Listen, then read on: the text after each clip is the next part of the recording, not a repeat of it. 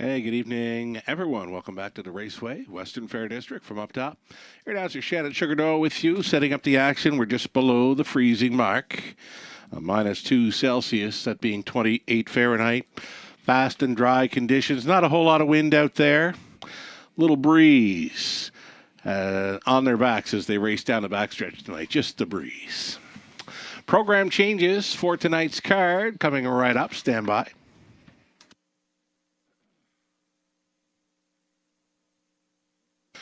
So with 12 minutes wagering time on race 1 of 12.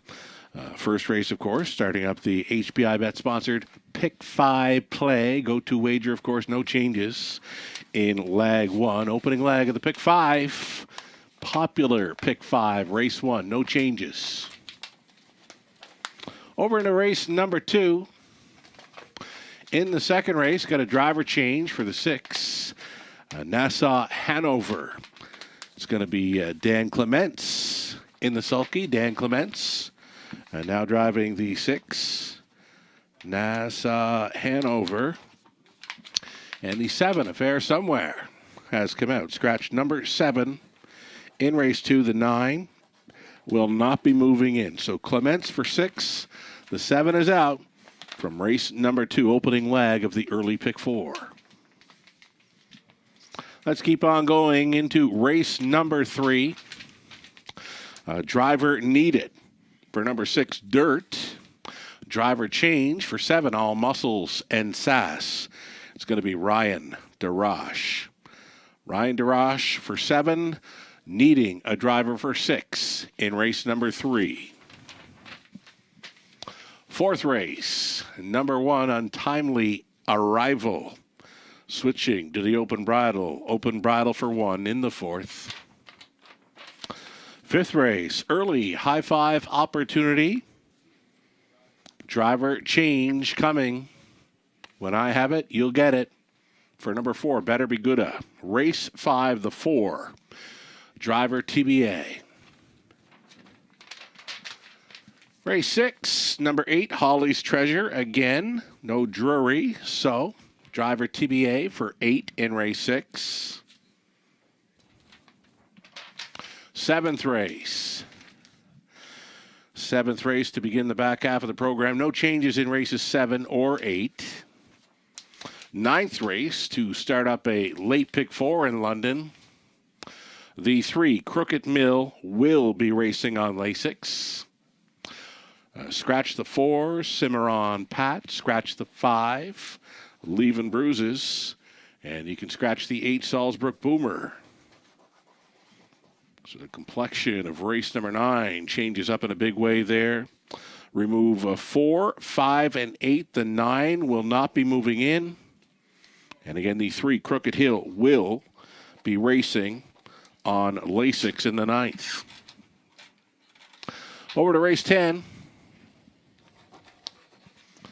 10th race, number 1, Woodmere Alvin, the free-legged pacer, in need of a driver, TBA. Number 5, L'Argent Lucky, the ownership line, should read Colonel Schneider Jr. Again, the ownership line on 5, L'Argent Lucky, Colonel Schneider Jr. The 7, Count Blaster, has scratched. And number 9 will not be starting. Remove 7 and 9 from race 10. 11th race. Race 11, driver needed for the 3, Always Been Crazy. Number 4, Sir Lucknow, starting at the Woodbine Mohawk Park on the 22nd. And was race time 53 and 4. Appeared to finish 5th with Austin Sorey driving. And our 12th and final high 5 opportunity in our finale. There are no changes on the field of 8. We have got you up to speed thus far. I know there's some driver changes yet to come. When I receive them, I will be passing those along to you. Up to speed thus far for the changes with 8 minutes to post time on that popular Pick 5 play. We're going to take a short break right now. We're going to come back with a whole lot more for the Tuesday evening broadcast featuring Robert Reed Jr., he'll come back with us for commentary, ticket ideas, and selections, and a whole lot more. More to come, way more to come here on this Tuesday evening in London. Glad you're with us. Good luck tonight.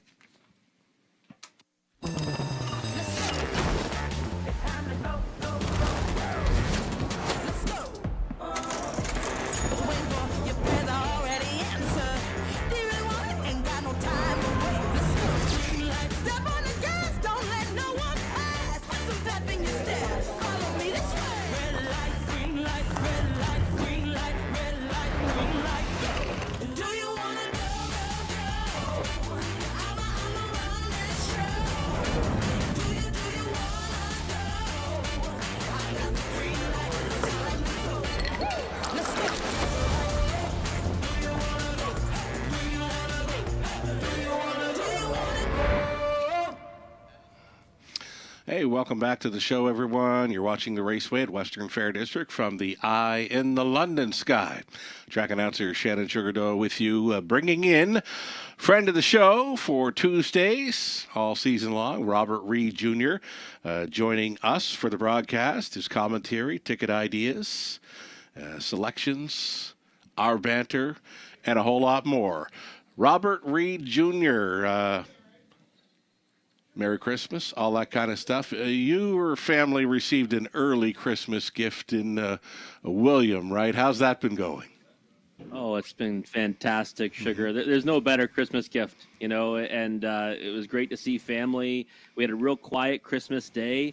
Saw some family Christmas Eve, and then, saw my whole side of the family on Boxing Day. So that included everyone meeting William, watching some harness racing action from both the Raceway and Mohawk Park, and even catching some of the hockey, which didn't go so well for Canada. No, they're not off to a great start, but they'll certainly try to turn that around. Did you take a shot at the Woodbine and Mohawk Park mandatory payoff yesterday? Yeah, I mean, it's a very small one. I'll be honest. I kind of like the bigger field on the canceled card. Okay. I kind of felt strongly about that one. I thought the second bruiser was a likely winner. I'll be honest, I didn't think I could pay what it paid. I was shocked at the payout. And me too. My dad's scolding me too, because my dad actually almost had it cold in what he liked. Wow. And I didn't feel as strongly about the horses that finished second and third. That was me too. You know what? The way it left the car, I looked at our pal Tony and I said, setting up perfectly for me. I got the 4 on top with 7-9, 7-9 all, and they sat 1, 2, 3, 7 and 9 offered a little to nothing, and just the 2 and 5 fitting in there at some value. And like you said, the payoff was incredible for that horse winning $800 plus on a 20-cent high five. Crazy. I couldn't believe it. My dad said, "Well, what did it pay?" And I told him, and as I said the numbers, I thought it had to be wrong. You know what I mean? Like I was thinking for $1. Yeah. But again, we always forget. When you get those big carryover pools and the mandatories, it always pays well, right? You just have to get it really. And I was with you. I was heavy on the 7 in the second and third spot, as well as the 9. I kind of went towards the outside of the gate when I should have stayed towards the inside. Right. Yeah. I agree. And, when it is a mandatory payout, when there is huge amounts of money, like we're talking $300,000 plus carryover money, and you knew it was going to be a swelled up pool, there's so many people in there betting late. Some of those tickets they're spending $4,000 and $5,000 on, hoping for a pool shot, right? So there's all that kind of money that gets involved, and when the heavy favorite wins, you're still going to get paid. True, and sometimes betting it blind too, right? I mean, let's be honest. I mean, we've been to the teletheaters, right, where the guys are just kind of scrambling to try to get a ticket in, and I mean, listen, sometimes it works out. I've seen a lot of guys cash some monstrous numbers in doing that, but I think it attracts a lot of I don't want to call it dead money, but that's kind of what it is at times. Now, as it turns out, my money was dead money in that sequence, but I've been on the right side of the high five mandatories, at Mohawk Park for quite a while. So still happy with that wager, and again, got to jump in when the pool swells and it's a mandatory. Indeed. I know I was looking forward to it. I get in it, could not hit, but I was jealous of those that did because the payoff, as mentioned, was incredible. How about Tyler Borthier yesterday? Tyler was 5 behind Travis Henry for the Drivers' Win title 2022 at the Raceway. He made it up just like that. They are tied going into this evening's card. A real horse race for the Drivers' title coming down likely to New Year's Eve this coming Saturday evening in London. And what we kind of expected, right? Yeah. All season, we said that it's such a competitive driving colony, and these guys don't give an inch out there. So we knew it was going to come right down to the wire. It's going to pan out that way. And by the way, yesterday's card was a great one. Heartbreak for me because I was kind of all over it, but those pick 5 sequences, right? It just takes one leg to put you out, and I thought everything paid really well throughout. And I think the night sequences are similar. I think it's a pretty tricky card to navigate, where the payouts, should be pretty solid throughout the evening. I would think. I've been eyeing up this card as for a long time now, for days before Christmas, right? But I mentioned to Tony, I said, I think this is like the best card of our meet thus far. This is a nice 12-dash card with lots of really nice horses, some new faces coming in as well. So let's get a look at some pick 5 ticket ideas. And I've got to get through the first couple of races. So this is why I've gone deepest of all. Early on, races 1 and 2, I'm 5 deep in each, hoping for prices. The 6 horse opens up as a heavy favorite in here. I know you like 6, Big Lady Jace, coming in from the big track, Woodbine Mohawk Park. This is an easier spot for her, indeed. Travis Henry on board for Schneider. Strong combination here, but I don't know. To make this pick 5 ticket pay, you got to find a price in the early going, I think, because I've really thinned it out in the middle leg and then the key player in race number 4. Race number 4, a bit of a mixed bag, a lot of inexperience in there, but I went back to look at the replay from Baby Ruth and made some nice gains in the late going. Dan Clements hops on board for Kenny Oliver and ICR Racing. Baby Ruby, I'm liking as a key single there in the 4th race. So we'll finish it up with 1 and 6. And Robert Reed Jr., your thoughts? I know you've got a totally different way in race number 1 here. Yeah, I just singled Big Lady J. I'm a big fan of this mare. Yeah. And the concern I had, Sugar, is that she's taken to the big track so well, and she's turned in some really nice efforts over the raceway. There has been times where she's struggled in the turns here, though, right? So a little bit hesitant to kind of jump all in on her on that regard. But I looked at it and said, this field is just so much softer than what she's been facing, and I think that she can go out there and get it done. Price will be short right now, 4 to 5. I think that's probably, going to be the number you get, if not less. 1, 3, and 4 for me in race number 2. I thought Noble Intentions raced fantastic last time. Yes. Just Call Me Pete was sneaky good in his latest. That was the 2 I wanted to be involved in the most, but you have to have State of Treasure as well. I think this could be a Cassidy Schneider double here in races 1 and 2. And then in race 3, just the 1 and 8. The 1 has kind of disappointed me in a couple of his efforts. You've been chasing that one for a while now. I know. I've got rose-colored glasses. It's funny. I faded him when he first came to the raceway. Then I jumped aboard, and now I'm too stubborn to jump off. I like the addition of Tyler Borth, right? He's got a lot on the line tonight. He's fighting for that title. And then behind that one of my favorite horses on the B track, Sicario. Yeah. I've loved this horse forever. So I think, he's one that always kind of brings a solid effort. I think this looks like the field that he can get the better of with the right kind of trip. Right. I'm with you in race 4. Baby Ruby. I watched the replays of everyone in that race. Yeah. By far the one that stood out the most to me. That effort at Flamborough was one of those ones you look at and say, okay, this horse should really improve off that one. Yeah. And if she comes forward a little bit, I think she wins with ease in there. Yeah. The money leg, I think kind of a wide open affair. It would Giddy Up Max, post 6. If you want to put your faith in that one, you can. I'm going to elect to go 4 deep. Irvine James, I thought, raced really well last time. I like him tonight. Tougher group. Yeah. Right? Tougher group, though, but I think you have to have him. And then, Better Be Gouda, Life is Better. A couple of, horses that have some back class that can win in there as well. So just 4 deep there. But, yeah, I kind of played this sequence a little bit tighter. The later one, we're going to spread out and spend some more money on. Back to Baby Ruby for a sec. That replay at Flamborough, she passed some horses, and Paul McKenzie was on board for Kenny Oliver on that occasion. Paul was sitting very chilly through the stretch, no urging whatsoever. So if she gets asked in any kind of fashion tonight, I think she romps away from those. Yeah, I think so. Nice back half on that occasion, right? Good final quarter. And really, had no chance of winning, right? No, so not from where she was. After, right. Yeah, she's a 2-year-old filly making her lifetime debut. No sense in chasing her. Yeah. To just get the same spot you're going to land in, right? Good to have her kind of finish with pace, feeling good about herself. I think that's going to really help her out tonight. Right on. Horses vacating the paddock for race 1 of 12 this evening. A whole lot more to come at the Raceway at Western Fair District. The post parade for the opener is next. Stick around.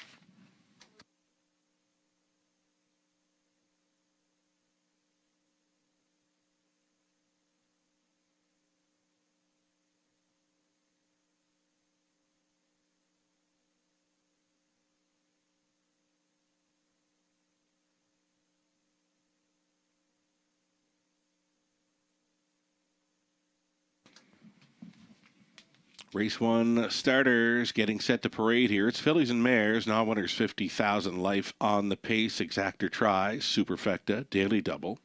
$10,000 guaranteed pool pick 5. Number 1 Havarti 1.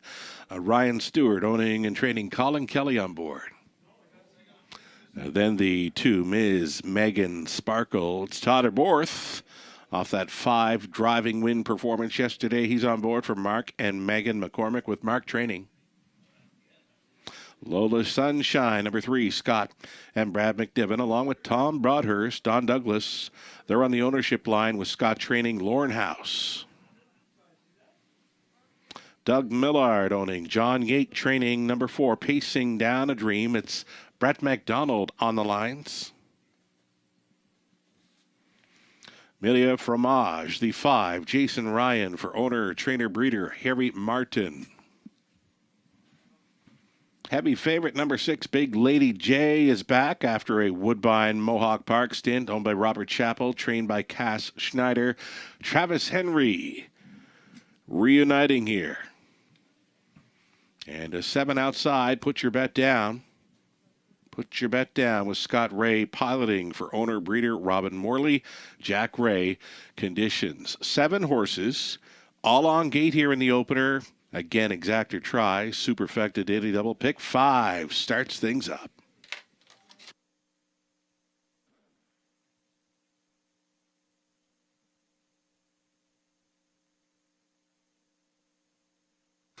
Already, we're getting a look at Big Lady J back from a Woodbine Mohawk Park stint where she took a life best mark of 54-2. 3 back, that was mid-November. She took a bit of time away for a sickness, has come back to finish 4th in her most recent start. She does have some early speed to work with, and we'll go back to Monday and talk about the speed. That front-end speed was killer yesterday. We had 11 front-end winners from 12 races. The only one that lost just missed by a nose. That was Maddie's Credit. She almost got paid. How about the front-end speed here yesterday? It was crazy good. It was, and then when you can catch a bias like that, Sugar, get onto that early, it makes your handicapping a lot easier, Indeed. right? I mean, it's one of those things that I know some people don't like a bias because then it might put their horses they kind of liked them, they've handicapped out of contention. But really, I mean, if you can make the adjustments, that's really how you can cash some nice tickets. But I personally like it when we see that early on and we can jump on it. The bias certainly popped when Lauren House won aboard a McNiven starter. The horse was 6-1 when leaving the gate, went to the lead and won by like 8-9 lengths. It was so biased at that point that you had to go for speed the rest of the day. Yeah, and it carries horses too, right? I mean, horses that really, by the makeup of the mile might have usually fade through. That they kind of just find those gears, right? Yeah. Even the Gringo, I can't think. Gringo of his name Star, right yeah, Gringo Star. Star. So There sharp, he but is. he's speed all day long, right? He did it last time too. He fended one off that came to him late, and that was the one that broke my heart. I had him pick for 3rd and left him at my pick 5. Yeah. And when he won it, I said, "How did I go against one that you could see he swelled up last time, right? Yeah. This time around, wins it again on the engine." Yeah, indeed. Big Lady J, some early speed to work with here. I think she's got to show some early speed. Yeah, I think so. She's a horse that, earlier on in her career didn't really have that snap off the gate. She's showing it recently, no question about it. Last time, Mohawk Park to the front from post 8. We've seen her leave out from difficult posts here at the Raceway, even at Grand River as well. Not, the prettiest going horse at times, but again, when she finds her best gear, I mean, these horses in here, I think are gonna feel her presence, no question about it. I think she's deserving of an odds-on tag here. She's 1-2 right now, and I'd be surprised if she offers more than that at post time. Here's the deal: Travis Henry, Tyler Borth, both with 144 driving wins this season in London. We've got some weather coming. We're keeping a close eye on the weather conditions for this coming Friday evening's card and the New Year's Eve card as well. We're going to hope to get those scheduled cards in. But you know what? This driver's race, it's a big deal, and it starts right here in the opener. Both drivers are listed, Tyler on the 2 and Travis on the 6. Yeah, when I was doing the interviews, the finals of the Prospect Series, right? You could feel it, when they were talking about the driver's title here at the Raceway, that this is going to come to the wire, and they won't give an inch out there. And we see it every night. And I just hope that weather kind of stays away or it stays moderate enough that we get all those cards in, because it would be great to see it play out. But hey, we got 12 dashes tonight, right? We do. I mean, we're going to see some movement in those standings, no question about it. We've got 12 dashes tonight. We've got 10 carded for Friday. We've got 9 carded for New Year's Eve. We've got one 14-year-old retiring on Saturday night. Want to take a stab at who it might be? Stonebridge Scout? You got it. Nailed it. They gave him the rail. He's the oldest horse in the Old Lang Syne. 14-year-olds got preference to get the inside post. He's the lone 14-year-old on the card. We're all looking forward to retiring this old boy, this old warrior. He's London-owned. He started his career. He won his first career race right here in London. He had his biggest upset victory, 98.50 on the nose back 6 years ago. And how about the old horse missing his life best mark as a 14-year-old? He paced the Forest City Oval here with Doug McNair on board, 155-3. I mean, I know all this because I've gone back and we've done up a little bio for Saturday evening's program. He's just an old warrior. He is. I remember that very vividly, that race, because I mean, when I looked at the teletimer, now it was a fast track on that occasion. Cool was it ever? But I mean, when you see a horse do that at the age of 14, I mean, you just kind of marvel at it, right? Yeah. But they still have that in them. Doug McNair certainly helped, and been racing, sneakily good recently too, right? Yes. Picking up pieces. So yeah. Be hoping to see him go out on a high note. And he's a fine-looking animal too. Lots of chrome. That 55-3 victory, of course, came in the Ontario Regional Driving Championship. Doug McNair, of course, went on to win the National Driving Championship. Stonebridge Scout helped kind of get him there, right? So here we go. It's a field of 7 all on gate for a Tuesday evening opener. We're coming in hot. $600,000 plus wagered on Monday. And here we go with the fabulous Tuesday evening card. Again, 7 pacers all on gate, top of the stretch. And it's 3-5 on number 6, Big Lady J. Here they come.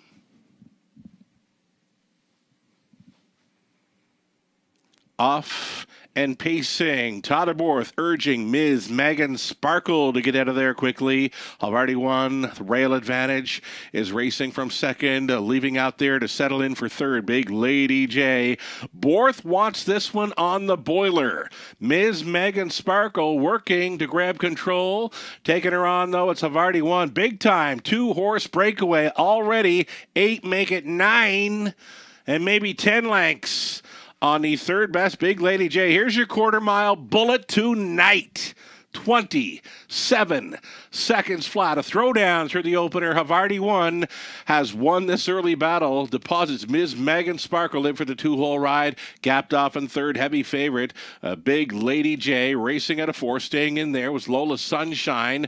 Getting underway. Here's Pacing Down a Dream. Following up some serious speed here on the half-mile approach. Next to last was Millier Fromage. And a gapped off trailer and put your bet down. 57-3.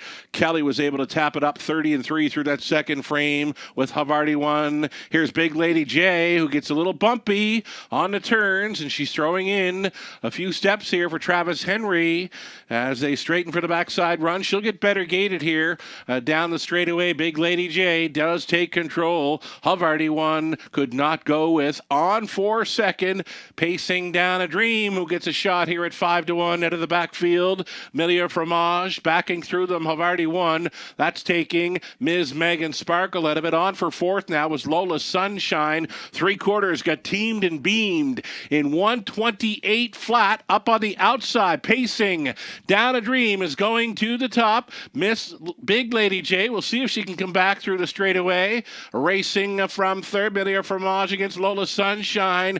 It is pacing Down a Dream, and she's almost there. Pacing Down a Dream, starting things up at 5-1. Second best was Millier Fromage. Lola Sunshine completes the top three. Big Lady J is fourth, 1:59.4.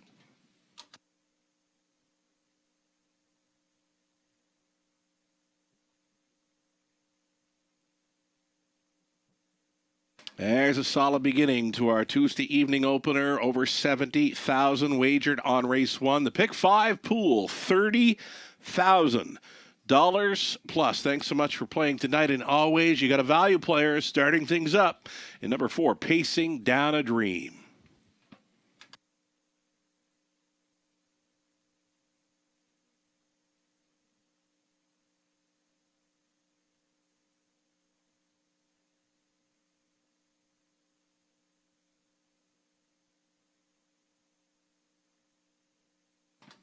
Unofficial winner number 4, Pacing Down a Dream. Pacing Down a Dream. Getting there tonight, 59.4. Second best was the 5, Millier Fromage, over 3, Lola Sunshine. Longest shot on the board gets the Show Dough. And then the 6, Miss Make It Big Lady J. So we've got a 4, 5, 3, and 6 unofficial.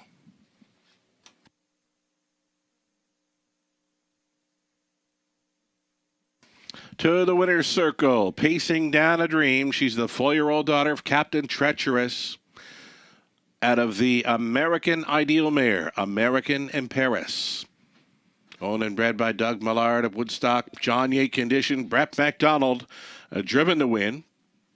The mare in for her 6th career victory. It's 3 on the season. She stops the clock in 59.4. for a race 1 victory. Congratulations. She paid $13.90. Exactor comes back at $73.30. Dollar try, $300, 30 cents. The super for $1. $1,002.90. Your 20-cent superfecta coming back at $200.58. Havarti 1 was 7th. Ms. Megan Sparkle 6. Lola Sunshine 3rd. Pacing Down a Dream was a race winner. Millier Fromage 2nd. Big Lady J was 4th. Put your bet down 5th. 27. 57-3. 128. The mile was 159.4. A little slower on the end. Off of those sizzling early fractions. Pacing Down a Dream won it. Top down a 7, 6, 3, 1, 2, 4, 5. Turn the page. Go on to race number 2. Dan Clements will be aboard number 6, Nassau Hanover. The 7 was scratched. The 9 does not move in. Reduced field of 7 up and coming for race 2. Exactor, try, superfecta.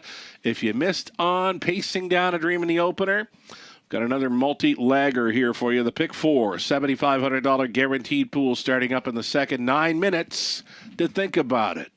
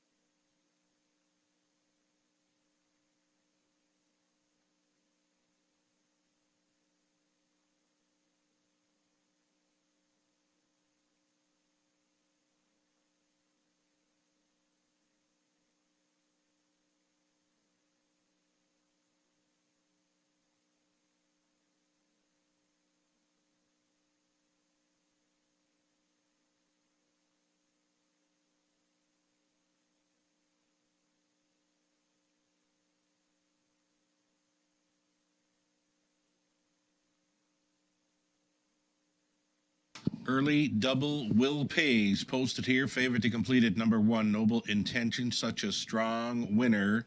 Last time out and coming in from Woodbine Mohawk Park. Tyler Bohr stays on, gets a rail advantage to work with on this evening versus the outside post 7 in his latest victory.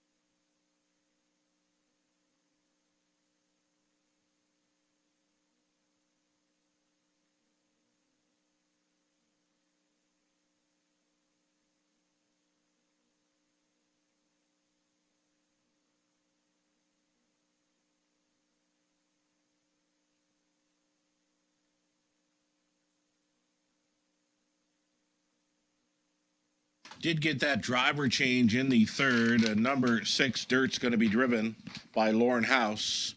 Lauren House will be driving the 6 Dirt in race number 3.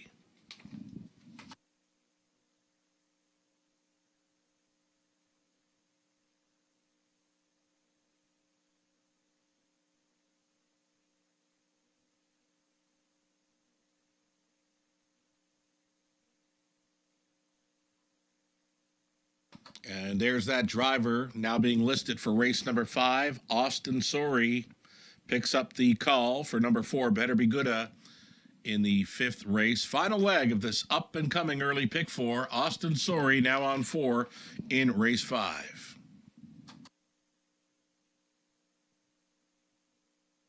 Wow. There's your live money remaining in play from a $30,000 plus pick 5 pool. Less than 10% still live and in play. $2,520 live and in play following the victory by 5-1 shot. Pacing Down a Dream was second longest shot on the morning line. Just missing in her latest 2. Well, tonight she gets the job done. Brett McDonald on for Millard and Yake.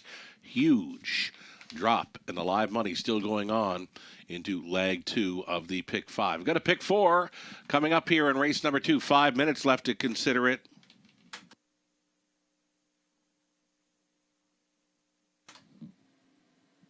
Guaranteed pick 4, the early pick 4 with the pool guaranteed at $7,500. And as Sugar just said, big knockout in that opening leg of the pick 5, more like an 11-1 shot.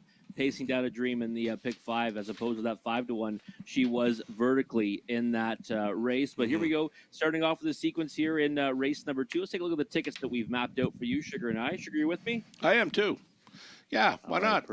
Kind of go along here. Again, I figured races 1 and possibly the 2nd could offer up a price player. So here we go, continuing on. 5 deep again. Though the 1, Noble Intentions, likely will be very tough. Again, it's a rail advantage versus the outside post 7, where this one parked throughout last time. If he's as good as he was last time out, be very tough to beat. But in order to make this pick 5 ticket pay, we had to go 5 deep. We're going to go 5 deep as well in the pick 4 play, hoping for a bit of value here. Race number 3, using the 1, Massive Profit, and the 4, I'm a stand-up guy. Blake McIntosh sending up a few really nice horses this evening in London. 4th race, singling, Baby Rudy. We've already talked her up plenty. And the 5th race, number 1, Irvine James, or 6, Giddy Up Max. That's how I see it. Only $4 on a 20-cent wager if you want to come along for the ride. Your pick 4 ticket idea, Robert. We are very similar, Sugar. And by the way, kudos to you. You said you like the price in that first leg. Nice price to get down. Mm-hmm. I'll be on the sidelines cheering on my good buddy, hoping you can get a nice pick 5 ticket here. Nice. In this race, I like the 1, 3, and 4. I mean, the 1 and 3 I thought were the most impressive in their latest efforts. Definitely an edge to Noble Intentions. 3 to 5 on the board right now. He can double up, but he'll be a short price. So 1, 3, 4 for me here. Then the 1 and 8. Going to stay with Massive Profit, sticking with this one through thick and thin, apparently. Do like the 8 Sicario, though I mentioned how good he is. When he gets, at near his best, he's tough to beat. Maybe he finds that tonight against this group. He will have to do it from the trailing post, though, which has been a difficult spot to win from at times here at the Raceway. Fourth race, I'm with you. The 4, Baby Ruby. Very impressed with the effort last time. Think that she puts it all together tonight to break her maiden in the second start of her career. The money leg, the 1, 4, 5, and 6. I do like Irvine James again as a value play in there, but I do give the edge to the horses in the 4, 5, and 6 holes. Giddy Up Max, probably the one to beat, but I don't think that he's invincible in there, especially from post 6. So not a bad costing ticket, $4.80 for mine. Race number 1, we saw some pretty quick fractions in the early going, and you know what? I mentioned on Twitter, they race in London. They don't sit in London. This is racing.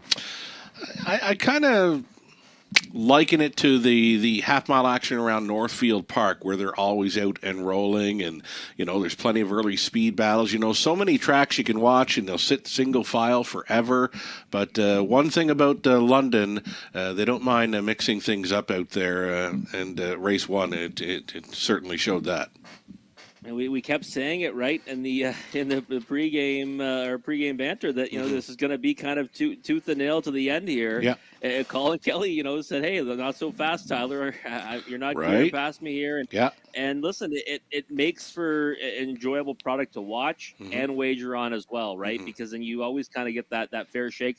Listen, Big Lady J, I thought she'd be better than that. She did have that trouble in the turns like I expected, but she just didn't have it tonight. It didn't matter. I mean, she wasn't going to get there either way. Yeah, you know what? The half was kind of quick and all, but, they didn't get home a whole lot where, the right kind of Big Lady J probably would have held on there quite easy. They were a little bit sluggish on the end. It's a cool evening for going those quick fractions, but that's what produces a payoff like we saw in race number 1. Just a 7-horse field, the Superfecta, still over $1,000 on a dollar play. And the winner, it wasn't that hard to find.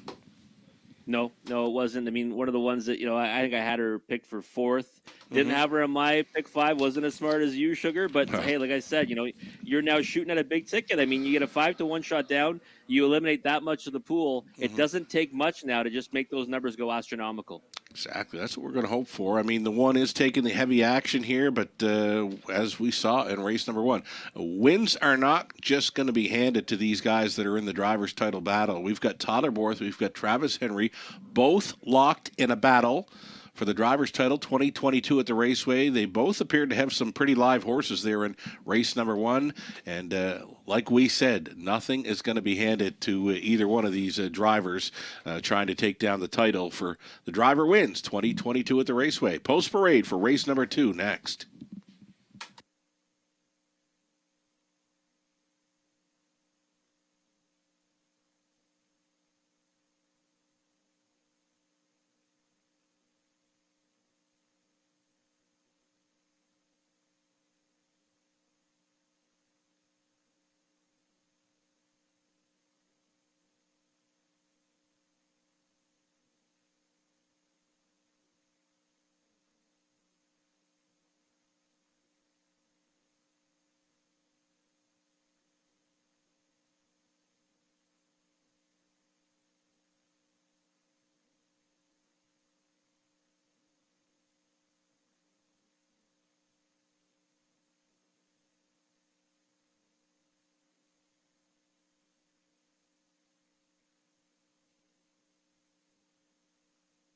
Starters on parade. It's race number 2, being led by a heavy favorite here in number 1, Noble Intentions, just jogging. Last time out when shipping in from Woodbine Mohawk Park, owned by Nancy McGuire. It's Cliff McGuire training. Todderborth stays on. EL Wild Sport 2. It's owned by James Edward Lewis, now trained by Keith Cullen, driven by Scott Ray. Just Call Me Pete is 3, Austin Sori. Catch driving for owner-trainer Randy Henry. Then the 4, State of Treasure, Travis Henry for Colonel Schneider Jr., the trainer's Cassidy Schneider. Mark Villion, along with Don Howlett on the ownership line of 5. Serial Killer. Matthew Howlett trains Colin Kelly. Then the 6, Nassau Hanover, driver change to Dan Clements for Bert, Betty, and Jason Sherman. Jason trains. And the trailing spot for number 8, Sunseeker, following out speed here for owner-trainer Greg Merlot. Brett MacDonald will try to come right back. There you have it, 7 starters. Exacta Tri Super opening leg of an early pick 4.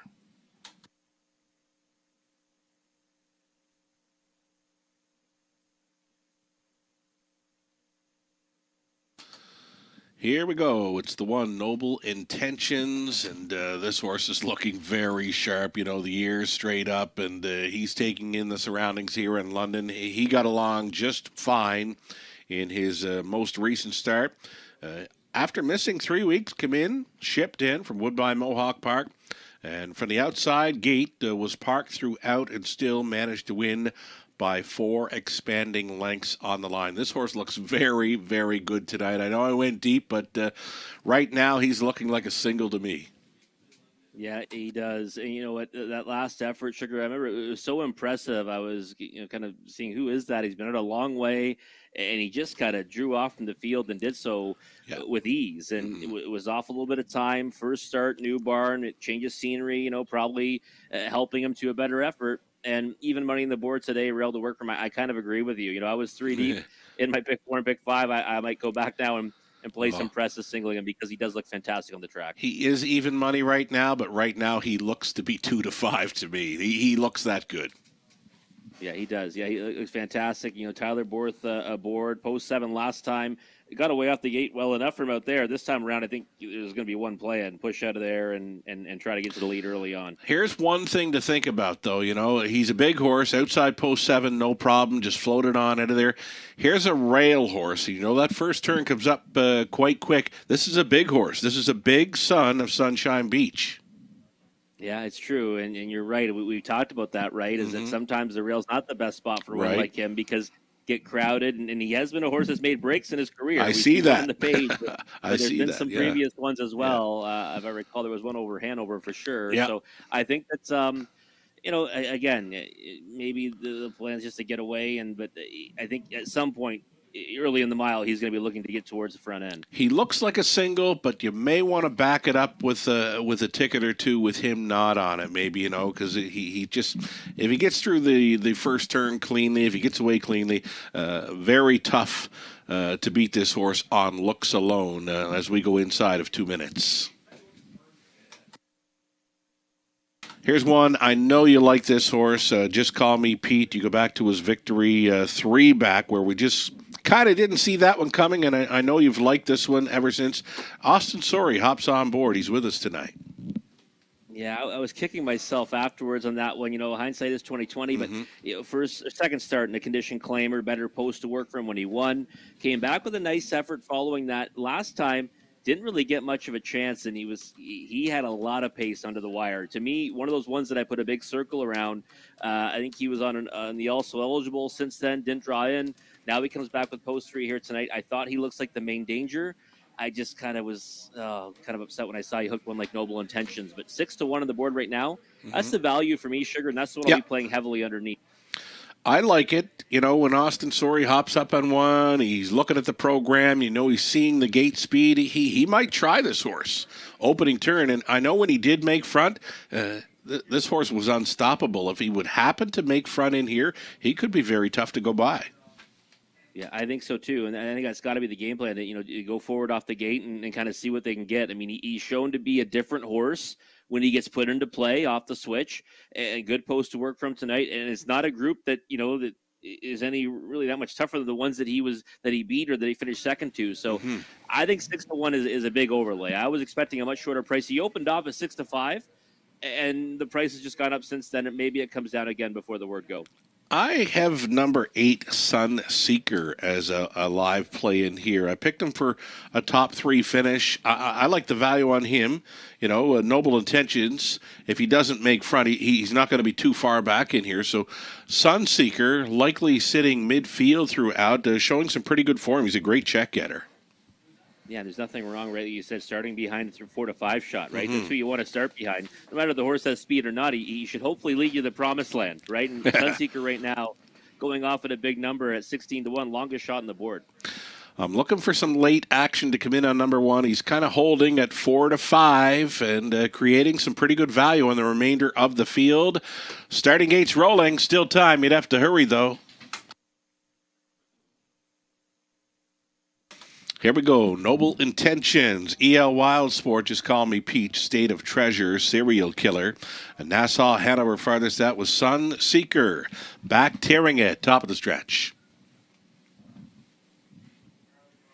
It's the opening leg of an early pick 4 in London. Race 2 starts right now. They're off. Couple of breakers at the start. 4, State of Treasure. 5, Serial Killer. Both went to the gallop. Opening turn action, Noble Intentions, who is looking fantastic on the post break, comes out on top. Looking to pocket up here in second. Just Call Me Pete. He's doing so. It's Sunseeker to travel from third. Fourth best away for EL Wild Sport. With them in fifth, Nassau Hanover. Well back and out of it are both State of Treasure, the 4, and the 5, Serial Killer. Single file by that quarter mile, 28-4. Noble Intentions. Whoa, did he take a strong hit in win wagering? Dropped to 1 to 5 here behind the gate. Noble Intentions on top. He's cruising here on a 3, make it 4-length lead. Noble Intentions looking very sharp. He actually looks good to go right here. He's now on top by 5, expanding lengths. Not keeping up. Just Call Me Pete. That's got Sunseeker out and rolling from third. Fourth best EL Wild Sport, and fifth continuing with them Nassau Hanover. Halftime just 58-3.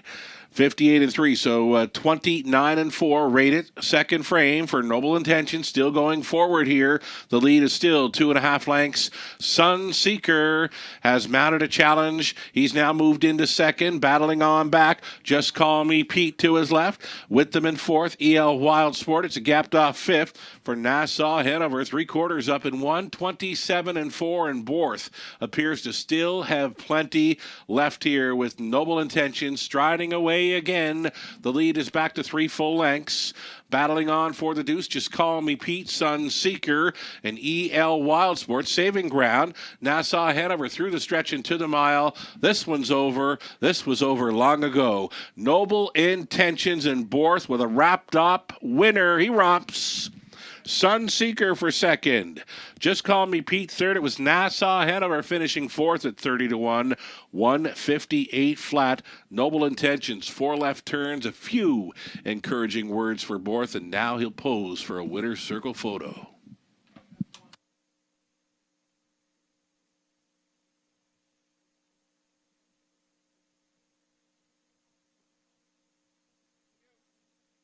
Judges' inquiry here. They're going to review the start.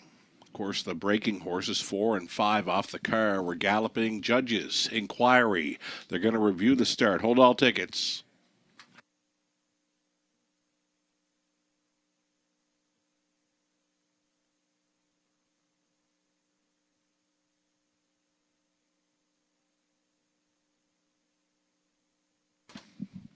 Horses do not win any easier than that. Noble Intentions here at 1 to 5, much the best. Number 8, Sunseeker was second, then 3, Just Call Me Pete, long shot 6. Nassau Hanover is in for fourth. 1-8, 3-6, unofficial.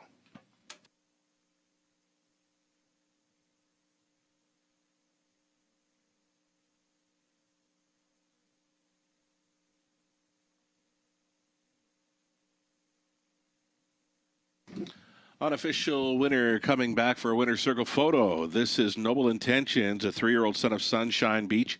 big 3-year-old son of Sunshine Beach.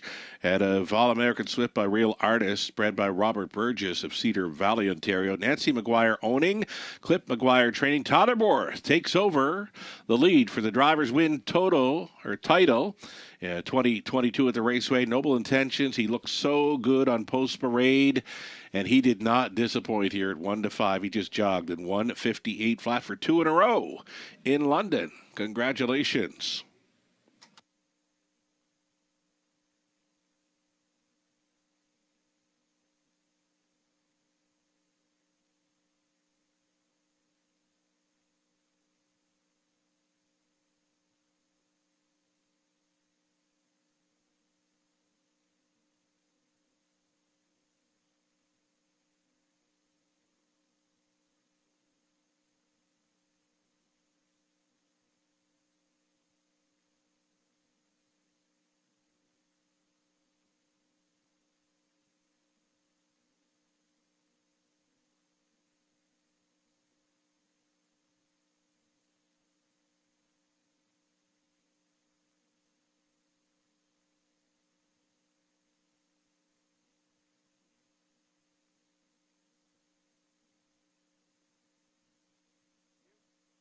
A result of the judges' inquiry, they say all horses did receive a fair start. Again, as a result of the judges' inquiry, it's been deemed all horses did receive a fair start in race number 2.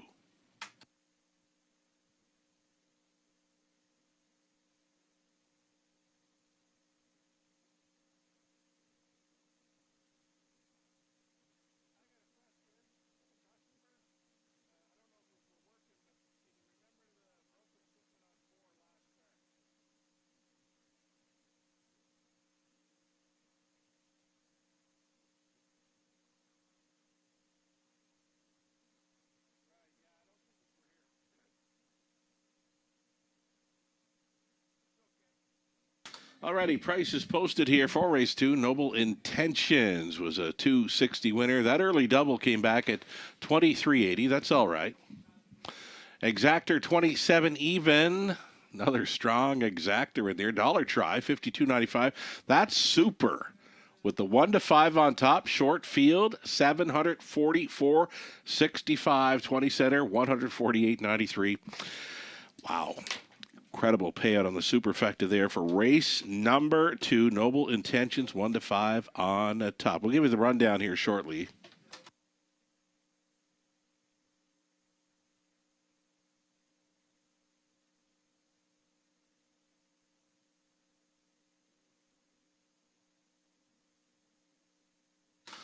The rundown, Noble Intentions was a winner. Wild Sport 5th. Just call me Pete 3rd. State of Treasure was 6th place 7th for causing interference to number 5 following the start. Serial Killer, 7th place 6th. Nassau Hanover 4th. The 7 scratched on Seeker was 2nd. 28-4, 58-3, 127-4, and the amount of 158. Flat made it look quite easy. Noble Intentions 2 in a row. Top down a 1-5-3, 7-6-4. Scratch and 2. Not wasting any time here. We're going to Trotters for race number 3. Lorne House on 6. Ryan DeRoche on 7. The 8-horse field. Exactor Try Super Pick 3 in 4 minutes.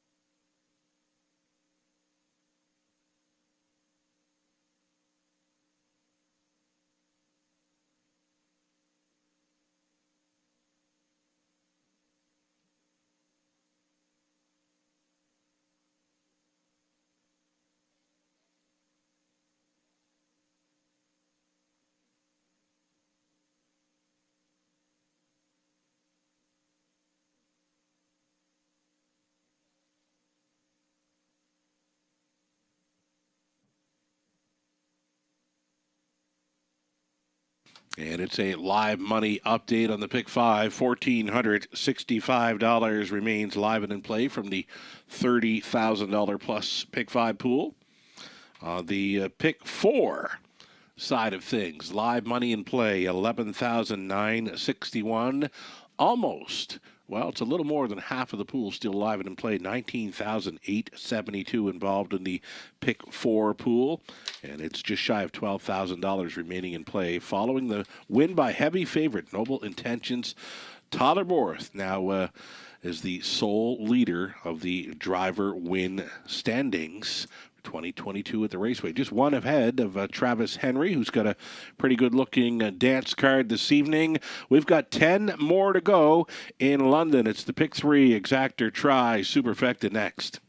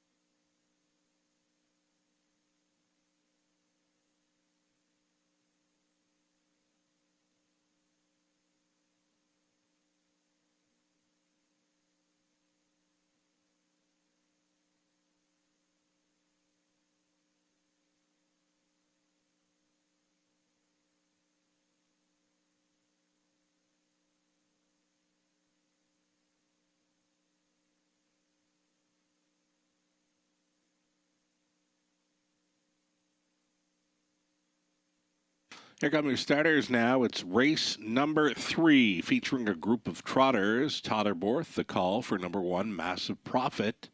This one for owner-trainer William Ham.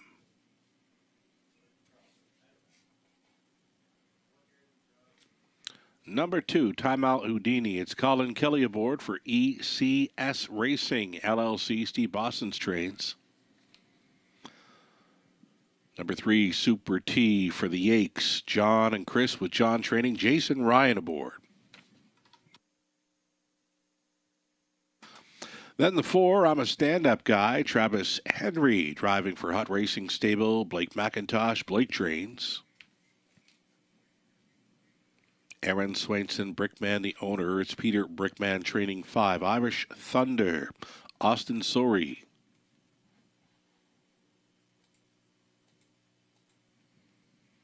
Number 6 is Dirt. Dirt goes out for Saltwater Stable. The trainer, Paul Meggins. Driver, Megget Lornhouse. 7 outside, All Muscle and Sass. Ryan Darash, now pilots for A1 Stable. The trainer, Jody Cullen. And to complete this field, number 8, Sicario. Sicario trails out here for Pamela and John Heen. It's a Richard Morrow training. Brett McDonald on the lines for number 8, Sicario. Gets a little bit funny in post-parade, so he's just heading out from the paddock here now. And they'll be going to the gate here soon for race number 3. Exactor tries Super again. Pick 3 play starting up here.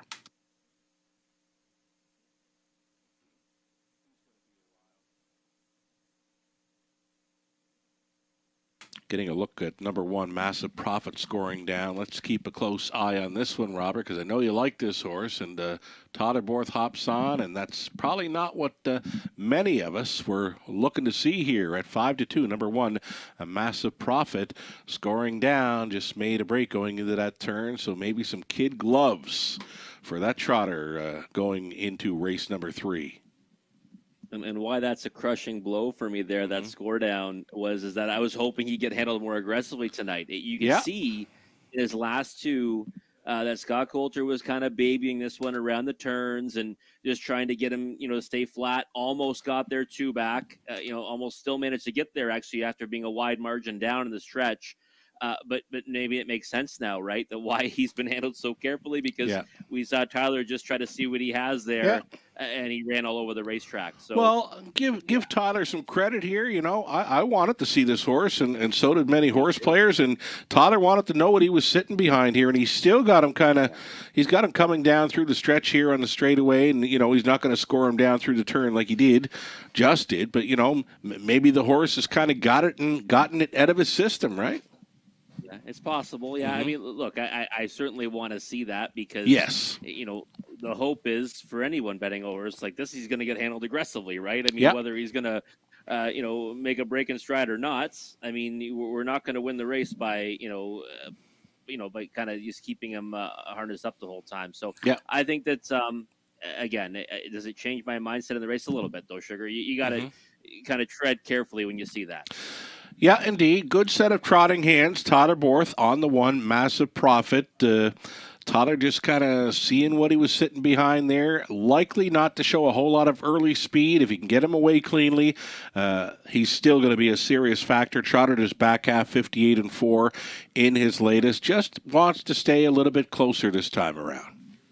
Yeah, I think so. I think that's the key with him. I thought he's raced well, and each of his last 2, especially 2 back, right? So if he's closer in striking range, he can get there. The problem for me is, right, we see him put those steps in again. If he gets handled carefully off the gate, maybe that won't be an issue. Sicario's got to follow either him out, or I guess maybe he follows Tamil Houdini out, who we've seen flash early speed. And that's the other one that I like in here. Yeah. Sicario is not the type of horse that you really would like from the second tier, because he's a horse that does his best work when he gets forwardly placed, and he's kind of one that will keep going when he swells up on the engine. I'm hoping he can just get away cleanly. And then he's also one that can kind of live on the outside, right? Yes. So I still like his chances, but both the horses I like in here now, I'm going to kind of be sweating a little bit to make sure they get away cleanly. Right. We're just over a minute now, and you mentioned Sicario. There's not a whole lot of speed on the gate here. I mean, Timeout Houdini is most likely the best honest early speed in here, so I think Sicario's got to leave behind horse number 2. I hope so. I hope that's the plan. The thing about Tamil Houdini, the monkey wrench with him is that he hasn't raced since December the 6th. Right? So it's been a while. You said it.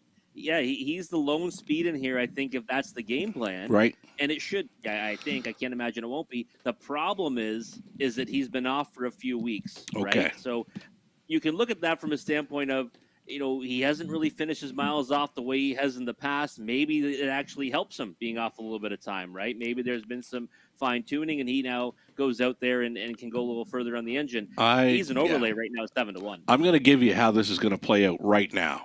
2 and 3 are the speed. 8 is following out both of them.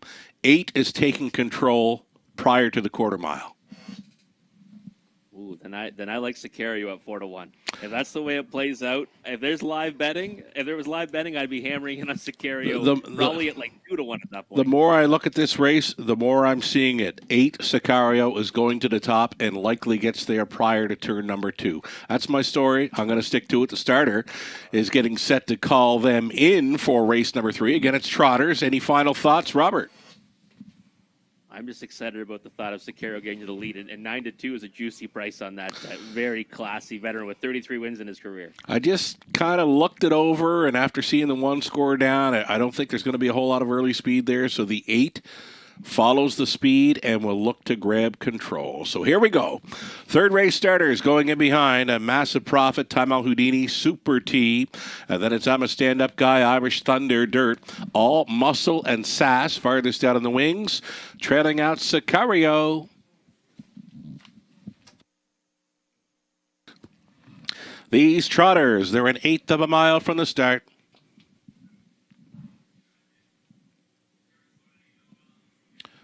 Picking up speed, and here they come.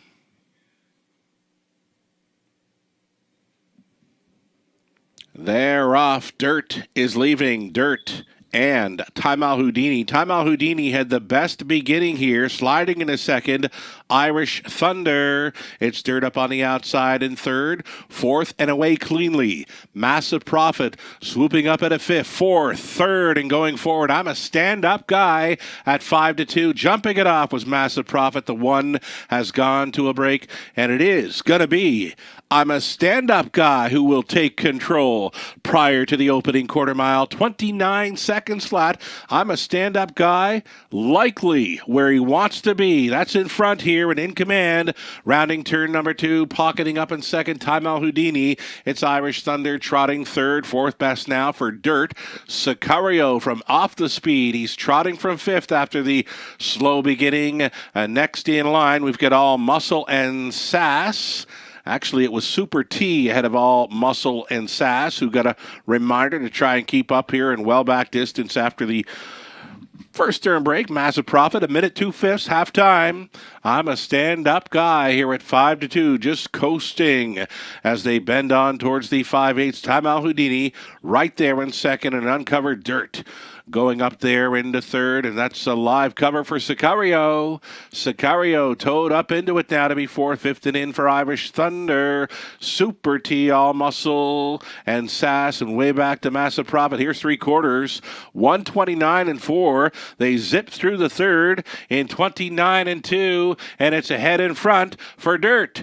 Dirt trying to take that heart away from I'm a Stand-Up Guy. Time Out Houdini. Sicario looking like a serious threat. He's angled 3 wide for this drive home. Into the stretch they come. I'm a Stand-Up Guy. Sicario on the outside. Time Out Houdini looking for some daylight. It's I'm a Stand-Up Guy who's almost there. I'm a Stand-Up Guy. Goes all the way pretty much there for Henry. Second best, Time Out Houdini. And racing there for third was Sicario. Irish Thunder rounding at the top 4, 2 minutes, 3/5. Judges' inquiry here. They will be reviewing action through the stretch. Hold all tickets. Again, the judges' inquiry lights up here. They're going to review the stretch drive. Holding on to your tickets here for race number 3.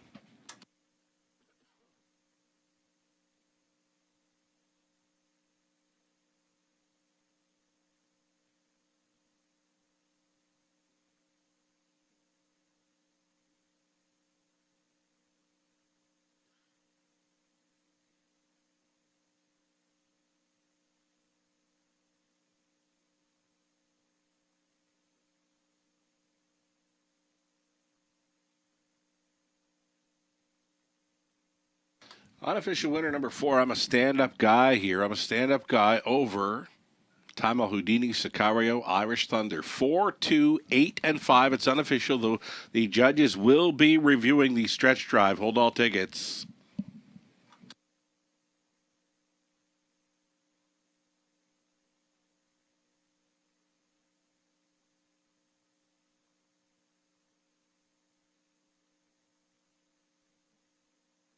Back to victory lane number 4. I'm a Stand-Up Guy after missing some serious time. It's been almost 2 months of racing action missed by I'm a Stand-Up Guy, 3-year-old son of Archangel, out of Sierra Fortune by Sierra Cosmos. Owned by Hut Racing Stable and Blake McIntosh, Blake Training. Travis Henry on for this victory as he pretty much wires up the field here in 2 minutes. 3/5, fourth career win. That's 4 on the season. And he scores here at 5-2. I'm a Stand-Up Guy, putting Travis Henry back into a tie for the driver win standings with Tyler Borth.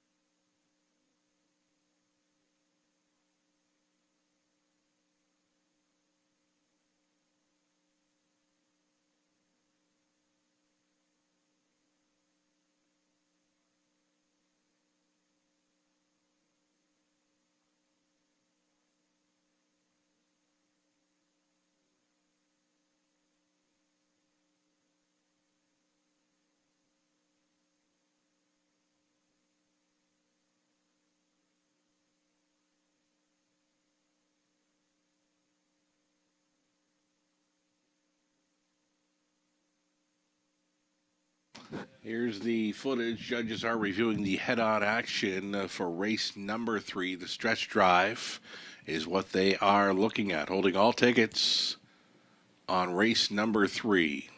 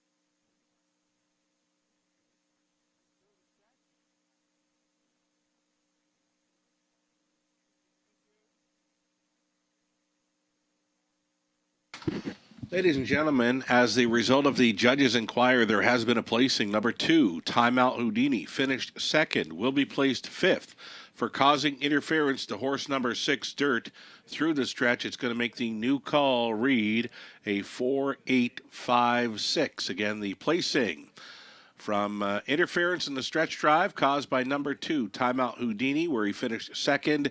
He'll be placed 5th for causing interference to number 6, Dirt, through the stretch drive. Again, the new call becomes a 4-8-5-6.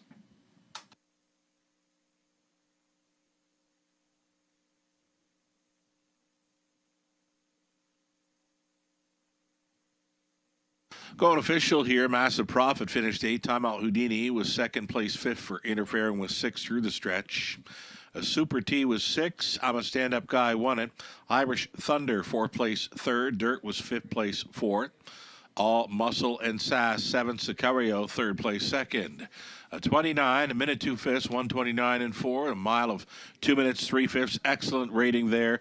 Travis Henry on board the 4. I'm a Stand-Up Guy from the top, an 8.56, 134, 7 and 2. 710 to win. Exactor 27.90. Dollar Try for 182.50. Dollar Super 838.25. 20 center worth 167.65. Those superfectors paying huge here in the early going tonight. We're 12 minutes away from race number 4. Some inexperience coming up. Got some maiden pacers and many first-time starters coming up in the 4th race. Exactor Try, Superfecta, daily double starting up in 11 minutes.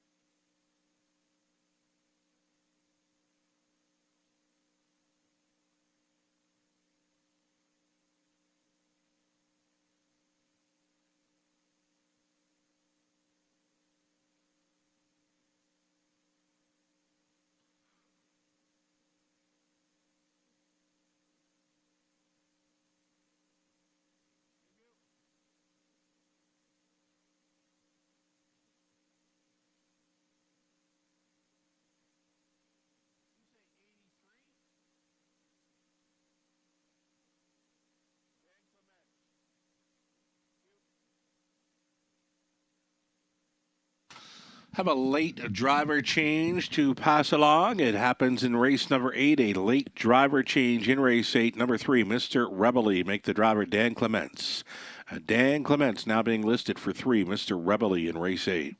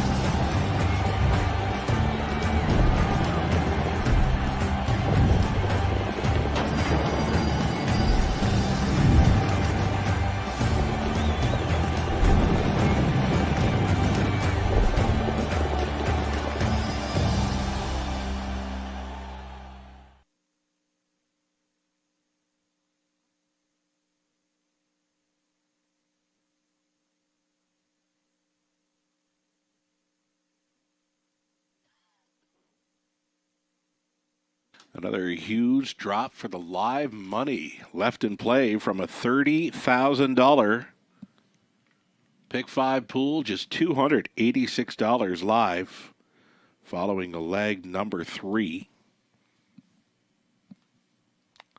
For the pick 4 live money, $2,871 from that $19,000 plus. Pick 4 pool, best of luck. If you're still going forward, we're about 5 minutes away from the 4th race.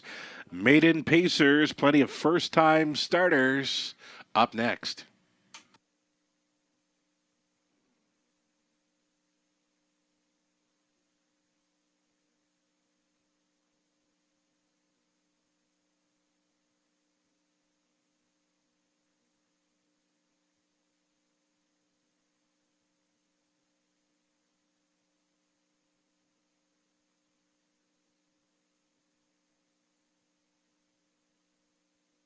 Live racing continues this coming Friday and Saturday evening. Live racing is scheduled for 4:50 p.m. on Friday. Got our New Year's Eve card booked for Saturday evening. And start time, 7:15. There are still some tables open for reservation here. On a New Year's Eve, dial us up using extension 252 or email topofthefair@westernfairdistrict.com to book your New Year's Eve reservation with us. Top of the Fair, live racing getting underway at 7:15. This coming Saturday evening, New Year's Eve.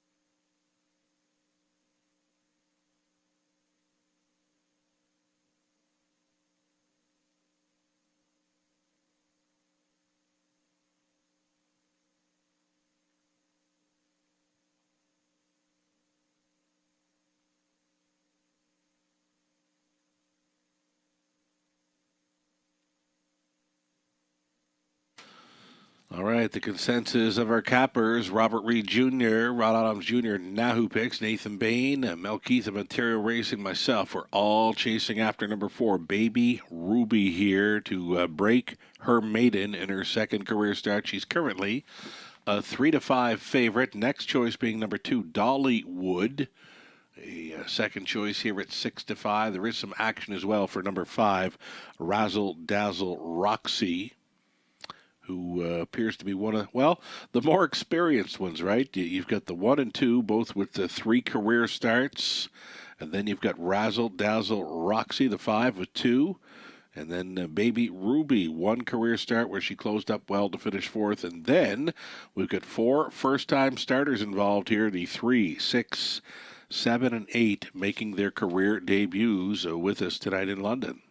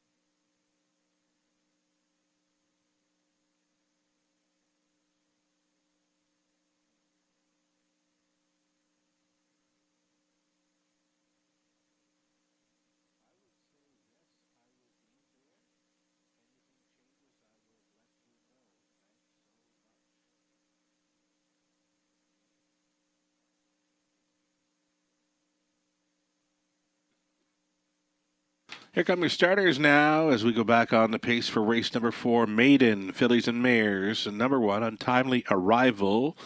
Switching to an open bridle, it's Peter and Raymond Core, along with Tom Hodgkins, sharing ownership with Peter, training and driving. Number 2, it'll be Dollywood with Brett McDonald driving for the Wellwoods. Jeff and James with James training. Dan Mead owning. It's Robert Doyle training 3, Malibu. Doyle drives. Baby Ruby with her Raceway debut here for ICR Racing. Trained by Kenny Oliver. Dan Clements on board this Rod Adams Jr. Best Bet selection this evening for Nahoo Picks. Number 5, Razzle Dazzle Roxy. It's Garrett Rooney driving for Blanchard Stables, Inc., along with Brock Bartley, Lloyd Mansfield training. Garrett Rooney on the 5. Superior Rose is 6. This one for William Brown, Brenda DeRibble, Braden Rybeling is the trainer-driver. Graham Harvey owning. Lauren House trains and drives 7. Lady Holly. And then the outside chance for 8, Pop the Bubbly. Austin Sori on board here for Carolyn Jarrell. Trainer Stacy Laviolette. Those are your starters. 8 Pacers, Maiden, Fillies, and Mares. Moments away from an Exacta Tri Super Daily Double. And here is a look at a top selection for all us cappers, the whole team, getting behind number 4, Baby Ruby here. And as mentioned, we both gone back and looked at her last race over Flamborough and closed up very strong. No way she was winning from where she was, but finished up very strong under no urging whatsoever. Yeah, that's right. It was kind of the effort you want to see, right? Yes. If you're going to be playing a horse second start in their career. I thought that she, kind of looked well within herself in the early going, made a nice kind of move late to finish 4th, strong back half of 58-2 over that half-mile surface, and she looks great on the track right now. I mean, she looks like she's kind of intently listening to whatever Dan Clements has to tell her, and I think that she's looked very professional throughout this pre-race appearance. 6-5 on the board. I thought she'd be shorter than that, Sugar, and we still might see that come post time. It's tough to go shorter than that when there's not much on paper telling you what they're all about. I mean, we've got 4 first-time starters in here, and her with just 1 start under her belt, though it does look good. I don't know if you can get below 6-5. There's just not enough information for me on paper. Yeah, I mean, for me, though, that she was the information on paper. Okay. Right? I mean, you look everywhere else, and maybe the argument can be made that, there's unknown quantities, right? So we don't know what others, could be, and sometimes it's an angle to play a first timer here. I didn't see anything that I was in this race that jumped off the page to be able to right. challenge. Dollywood right now, so they have a 3-1. They give us the same race, and one certainly finished in front of the other. It was too far back, so maybe they tried to, but I do think that it's more impressive than Dollywood. Okay, we're kind of losing you a bit there, Robert. A little bit muffled coming through in your microphone, but one that has certainly caught my eye through the post parade. It's the first-time starter, number 8, Pop the Bubbly, with Austin Sori on board. This horse looks really, really good, and I'm loving the price just on looks alone throughout that post parade. I'm not going to call this horse a winner, but I would definitely make this one the exactor factor in here on looks alone. A post-parade pick for me was right on the bit here for Austin Sori. He has settled this daughter of So Surreal down, and right here in front of us, she is sharp. And there's not much to look at when looking at the qualifying miles dating back to late November over Flamborough. But with a minute to post, I love the look of this filly. And right now, I'm really liking the price with Sori on board, 11-1. You know how much I love your pick of the parade, Sugar, and Pop the Bubbly here. I agree with you. Coming into the post parade, I thought she looked fantastic on the track. She looked pretty keyed up, right? Yeah. Not something that you typically see from one going under the lights for the first time. So it'll be interesting to see, how she gets away off the gates. She is a 3-year-old and against, several 2-year-olds. Yes. Here. That's an angle I also like as well. Yeah. So, the price. She's 10-1 certainly. She's put together nice too, and like I said, she's kind of muscly. She's I don't know. She's kind of dictating how Austin has taken her around here. I mean, she seems to be all business and very sharp. I'm not sure how this is going to relate going behind the gate, but for me right now, I got to stick with her as a post-parade pick. Again, not saying she can win, but she would definitely be in my exactor box with number 4, Baby Ruby right now. Again, a nice price, 9-1, and looking so good on parade. I mean, Austin has still got a pretty good hold of this filly, and she looks really, really good going to the gate. And we've seen throughout the card, it doesn't take, much to make these exotics pay fantastic, especially the super. Right. If you get her onto the perfecta ticket, I think she's a bigger number in that than the 9-1 she is on the board right now. Tell you what, 15-1 in the morning line with not a whole lot to go through in a program. If she happens to hit those multi-leg wagers, absolutely spike. Here we go. We've got Untimely Arrival, Dollywood, then Malibu, Baby Ruby's in the center, then Razzle, Dazzle, Roxy, Superior Rose, Lady Holly. Trailing out the first-time starter, Pop the Bubbly. Top of the stretch. Maiden, Fillies and Mares on the pace here. Picking up speed. Here they come. And away they go. First to show, Baby Ruby. Baby Ruby for Clements. Out first towards the inside. Now to be second, Razzle, Dazzle, Roxy. Off stride the 4, Baby Ruby. Baby Ruby went to a break here at 1-5. She's down into the safety lane, and the complexion of the 4th in London has changed completely. Straightening for the opening quarter-mile run. Untimely Arrival here. A 25-1 bomber on the lead. 40-1 shot. Superior Rose is traveling in second. Dollywood at 2-1 is third. A snug hold in fourth for Pop the Bubbly. Just 32 seconds after an adventurous first turn. 32 flat for pace setter. Untimely Arrival. Extreme long shot. Superior Rose, she's second. Traveling third, Dollywood thinking about it fourth. Pop the Bubbly, and Austin Surrey has a notion to take her to the outside. Traveling at a fifth is Malibu. And then we go back to Lady Holly, trying for a huge recovery. That is Baby Ruby moving from seventh. The trailer now, Razzle, Dazzle, Roxy, half just 4 and 4. You heard it right, 104 and 4 for Untimely Arrival. Second best, Superior Rose out there traveling third now. There goes Dollywood.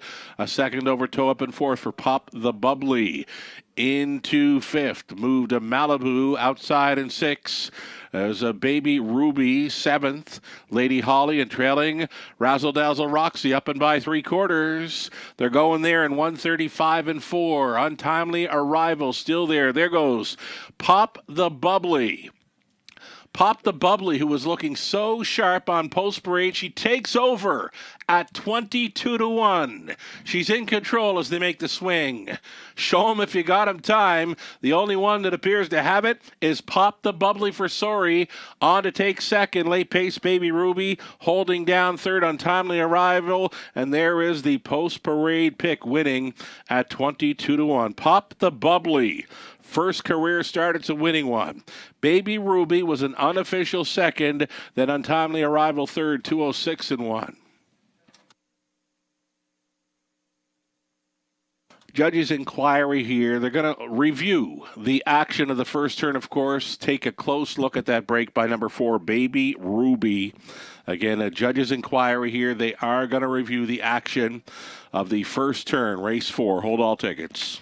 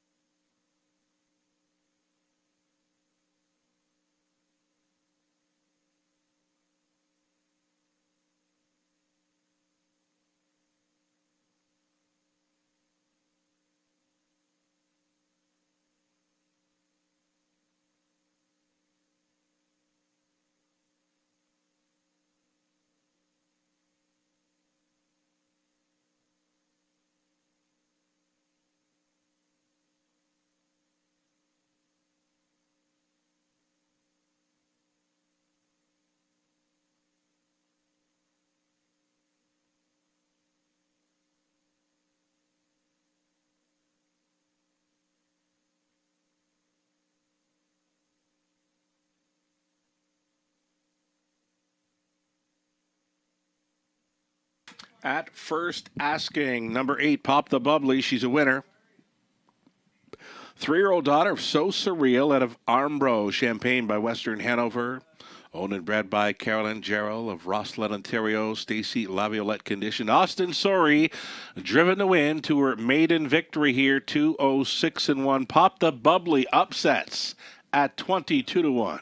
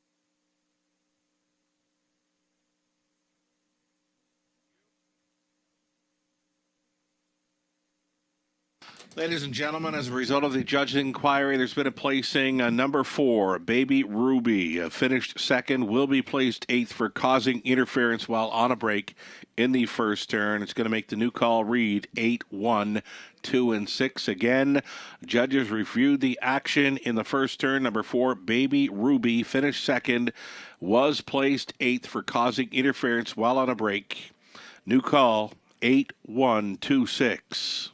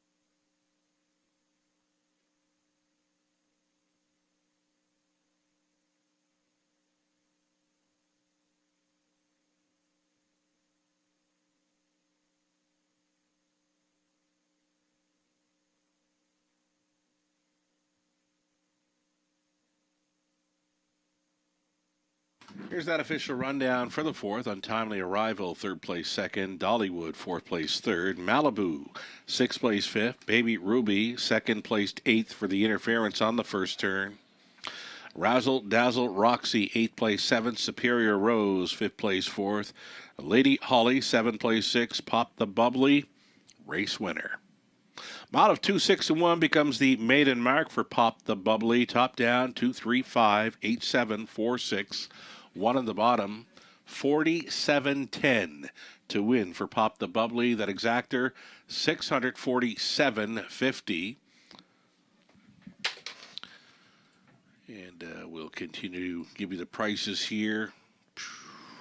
Find them on my HBI account. Here we go, 47.10 to win, 647.50 on that exactor. The try is coming back for over $750 on a dollar ticket. The Superfecta 20 setter, $1,914.48.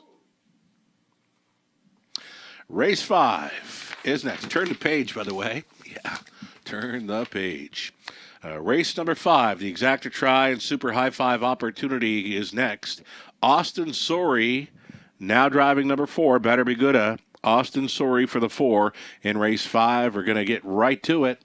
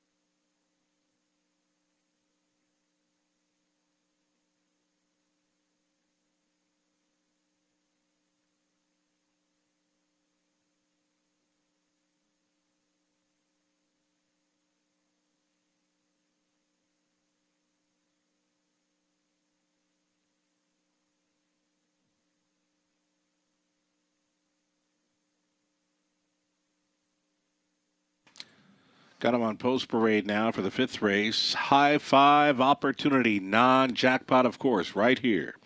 Number 1, Irvine James, Brad McDonald on board for William Kirkpatrick. Read the proposal. Number 2, Garrett Rooney for Rick Wade, Linda Grummett, Rick Trains. The Shermans, Bert, Betty, Jason on the ownership line of 3, Journalistic, back on Lasix for this. Jason Training, Totherborth. Better Be Good as 4. Austin Sorey now listed here for Leanne Murphy, the trainer Blake McIntosh. Then the 5, Life is Better for Ken Matheson along with Henry Benakowitz. It's Ken doing the training. Scott Ray back on board. 5, Life is Better. Number 6, Giddy Up Max, Travis Henry for Dave Shea, trainers Vic Buddy.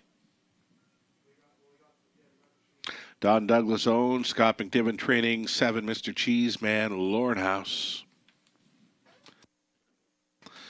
And then the 8 Betters Victory. It's Dan Clements on board for owners Sally Charlton, Ryan Clements, Dave Dighton, Lindsay Kerr training.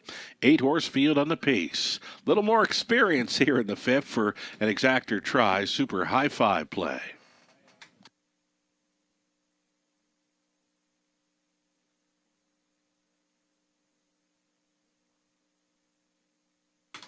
All righty, here we go into the fifth race then. After the upset in race number 4, we're going to look at a 7-2 shot at number 6, Giddy Up Max. I know you get behind this horse plenty, and I believe I've gotten behind this one too. I go back to my selection in the program. Yep, I've got Giddy Up Max listed as meeting easier now. Yeah, I think so. First of all, I just want to bet your post parade picks just for the for eternity, Sugar, because they hit so often. And I mean, this was probably I think it was definitely the biggest price, but they typically are a good number. And that was, I mean, obviously aided by the break and stride by Baby Ruby, but that was a real solid pick on appearance. And there you go, 22-1 winner. Sometimes they just show it. I mean, there was a lot of inexperience out there, but, being 3 years of age, that filly, she just looked like she had it all together. I mean, they didn't go much at all, but, if the 4 doesn't run in the first turn, I'm not sure if she even hits the top 2. But you know what? If you could bet at the quarter mile, right, you were going to be all over her. Oh, no question about it. And yeah, that maturity edge, right? Something that I overlooked when I first looked at the race, but something I usually do get behind. But Giddy Up Max, I mean, he's a gritty racehorse, and I think you said it, facing easier in this spot, and one that, we've seen win even at the preferred level here at the Raceway. And I just looked at this race and said, the post might not be the greatest for him, but he's kind of a grinder. Yeah. So he can certainly just kind of get his way into the race and make his own luck. 7-2, I think, is a big overlay on Giddy Up Max.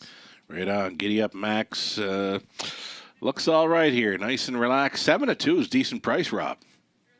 It is. Like I said, I thought he would be taking a lot more support. I mean, the 2-1 morning line I figured was probably about what he should be in here. Post might be scaring some away, but I don't really understand right now the margin between him and the favorite right now. Better Be Good is even money. I've always been fond of that horse, but they're coming out of a race where Giddy Up Max got the better of him, and I think he might do so again tonight.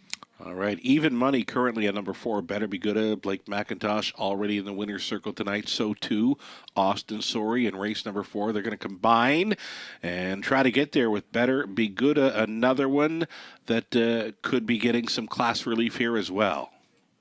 Is getting class relief for sure, and you made a good point. I mean, we've already seen this combo find the winner's circle, and that might be why the support's coming at even money right now, right? We typically see that here at the Raceway. You want to get behind connections that might be, heating up, and Blake certainly, sends them out ready for their best. Good post to work from for Better Be Good. Probably going to be trying to go forward off the gate after having some difficult posts in 3 of his last 4. Right on. Blake, as mentioned earlier, has sent up some very nice horses. We see the return of Roll with the Flow in race number 6, who ripped off a huge mile of 54 and 3 here in October. He's missed quite a bit of time, but it's nice to see that 3-year-old son of Roll with Joe back going here in the preferred tonight, race 6. Yeah, I think he, even off time, going to be tough to beat in there, right? No question about it. He's a nice horse, and good to see him, back at the races. Right on. Blake McIntosh, a few live plays this evening in London. He's already gotten there with I'm a Stand-Up Guy. Gets a shot here with Better Be Good. Post 4, maintaining 6-5 fave status. Any final thoughts on this high 5 opportunity? The high 5s continue to pay real good here in London. Non-jackpot, of course. Yeah, I love the non-jackpot high 5, Sugar. You know that. The horse that I think we're both going to be using the ticket is Irvine James, the one. Oh, right? yes. 8-1. I think he sits, tries to sit a nice chilly trip tonight and probably gets a big piece of it. So he might add some value into the ticket. Best price in my mind right now, 8-1, Irvine James. Going in behind the starting gate here for the 5th race in London. It's the early high 5 opportunity coming up. Irvine James in a rail, then Read the Proposal. Journalistic, Better Be Good, Life is Better, Giddy Up Max, Mr. Cheeseman, Better's Victory in the back tier spot. They're into the stretch. Picking up speed, here they come.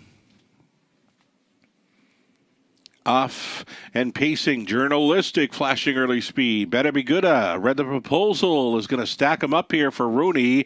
They are 3 high going through this opening turn. Journalistic in between pacers, far side for Better Be Good. And along the rail, Read the Proposal. Irvine James got away in 4th, 5th best for Giddy Up Max. going to the quarter mile. They've settled in single file now, all behind a 3-5 choice. Better Be Gooda. Better Be Gooda is out there by 2, reaching the quarter mile in 28 seconds flat. Journalistic is second. Read the Proposal was third. Irvine James considering the outside move there at a fourth. Giddy Up Max is fifth.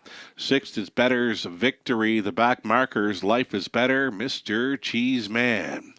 Down in front of us, they travel. It's going to be Better Be Gooda to be left alone here for Sorry. Journalistic, happily towing along in second. Staying in was Read the Proposal. There goes Giddy Up Max. Giddy Up Max, he's a grit grinder, and he just took third, and he's providing live cover here for Better's Victory. Half-timed up in 58-1, 30-1, well-rated second frame for the pace setter. Better Be Gooda, he's got them to the backside. Journalistic continues to follow along in second, outside in third. Giddy Up Max, gapped on cover now in fourth. Better's Victory, and along the inside was Read the Proposal. Out of the backfield, Life is Better. Horrible shuffle for Irvine James. He got back next to last, and trailing the field, Mr. Cheeseman. Over to three quarters, 127 flat. It's still the red shadow roll of Better Be Gooda in front. Journalistic bravening up here, possibly in second. Giddy Up Max is third, and a locked and blocked fourth for Irvine James. Into the stretch, Better Be Gooda. Journalistic punching through. Giddy Up Max keeps on coming. Better Be Gooda finds the line in time, and Sorry comes right back here from McIntosh. Journalistic in the place photo with Giddy Up Max, and in behind those three, Irvine James was all dressed up with no place to go. 157-3.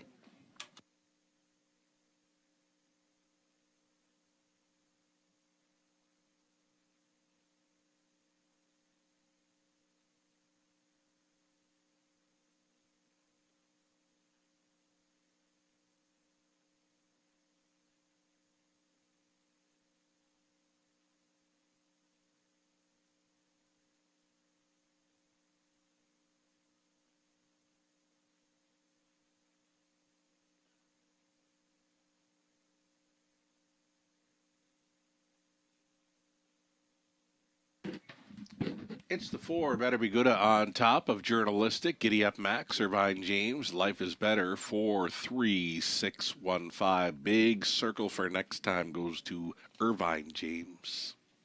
Again, 4-3-6-1-5, your high five winning combo.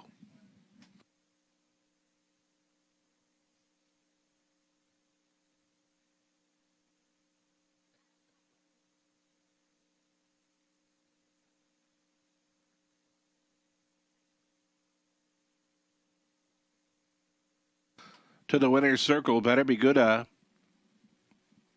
6-year-old son of Better Than Cheddar at a My Ideal by Western Ideal for owner breeder Leanne Murphy of St. George, Ontario. Blake McIntosh conditioned. Austin Sorry driven to win. It's a pair of victories for Austin, a pair of victories for trainer Blake McIntosh. Better Be Gooda sails all the way to win in 157-3. 19th career win. That is 5 on the season. Better Be Gooda tops the high five. Congratulations. Better Be Gooda, $3.40. Exactor, $29.70. Dollar try, $53.65. 20-cent high five, $174 and change. The double, $145.30. Pick 3, 20 center, $55.19. Pick 4 for a buck, $405.10. The pick 5. 20 center comes in at $1,046.77. $1,000 plus on a 20-cent pick 5 return. Heavy favorites involved in the sequence. Irvine James was fourth. Read the Proposal 8th. Journalistic second. Better Be Gooda was a winner. Life is Better 5th. Giddy Up Max 3rd. Mr. Cheeseman 7th. Better's Victory 6th. 28, 58-1, 127 flat. It's a mile of 157-3. Better Be Gooda. Getting the job done here is the heavy favorite. Top down, a 4-8-2, 1-5-3-7-6. Race 6 next.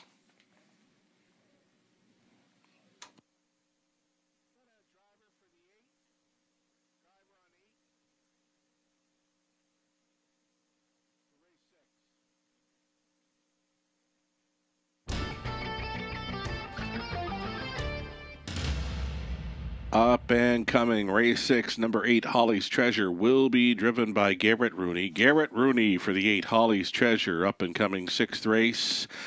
It's a preferred event, $13,000 purse up for grabs, only 6 minutes, so wagering time. Best bet selections here. Nathan Baines on the 2, Roll with the Flow. Mel Keith of Ontario Racing on the 3, Cheddar Bay. 6 minutes away from our top class Pacers in race 6.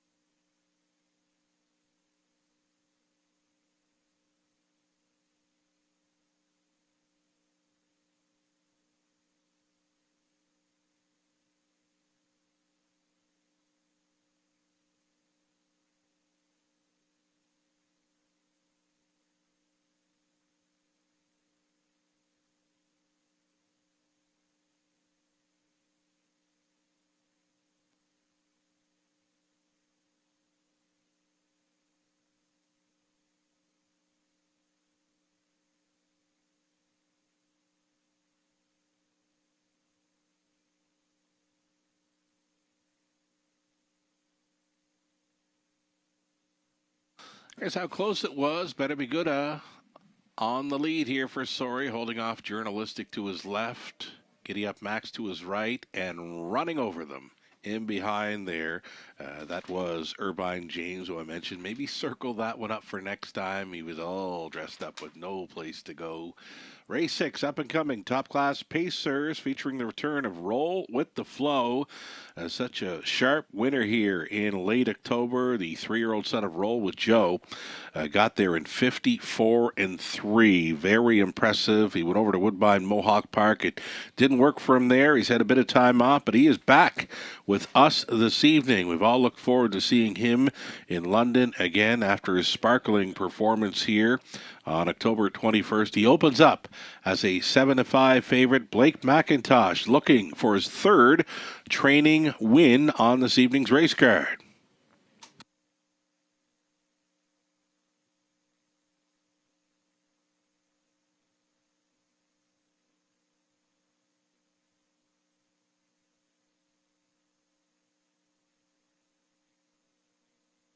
Look at some of the picks here. The majority of us on the 2, Roll with the Flow for Blake McIntosh to go 3 for 3 this evening in London.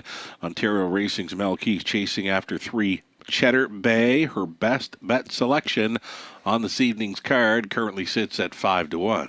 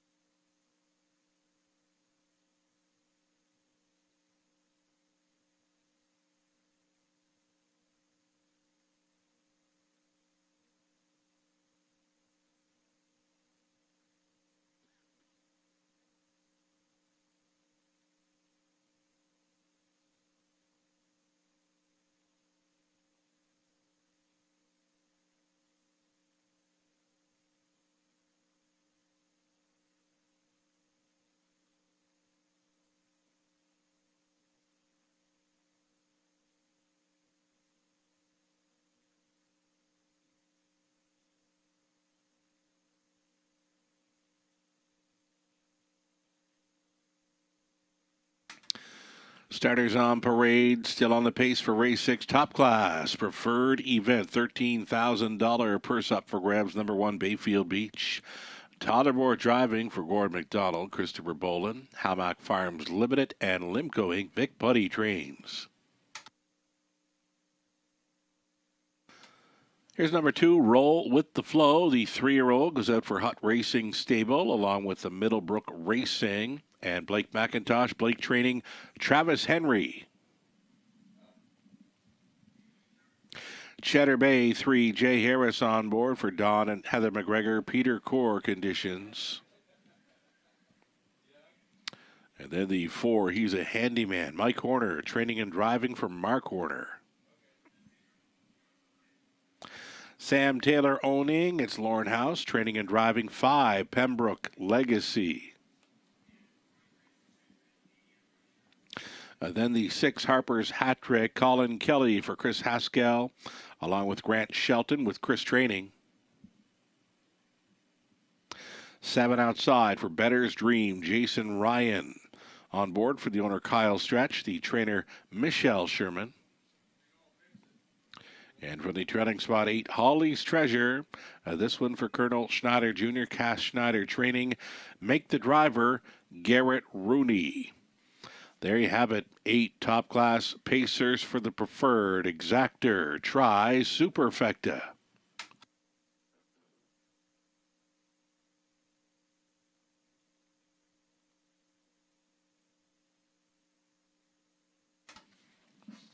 So here we go. We've been waiting to see Roll with the Flow return to London after his huge victory here on October 21st. I mean, we were only in to our race meet about 3 weeks, and he clocked up a mile in a very impressive 1:54.3. He did have the half-mile experience coming in as he spent quite a bit of time around Yonkers, where he took his life best of 1:53 this season. Roll with the Flow. He's back to the half-mile, but he has missed some time, though. It's been about 8 weeks, Robert.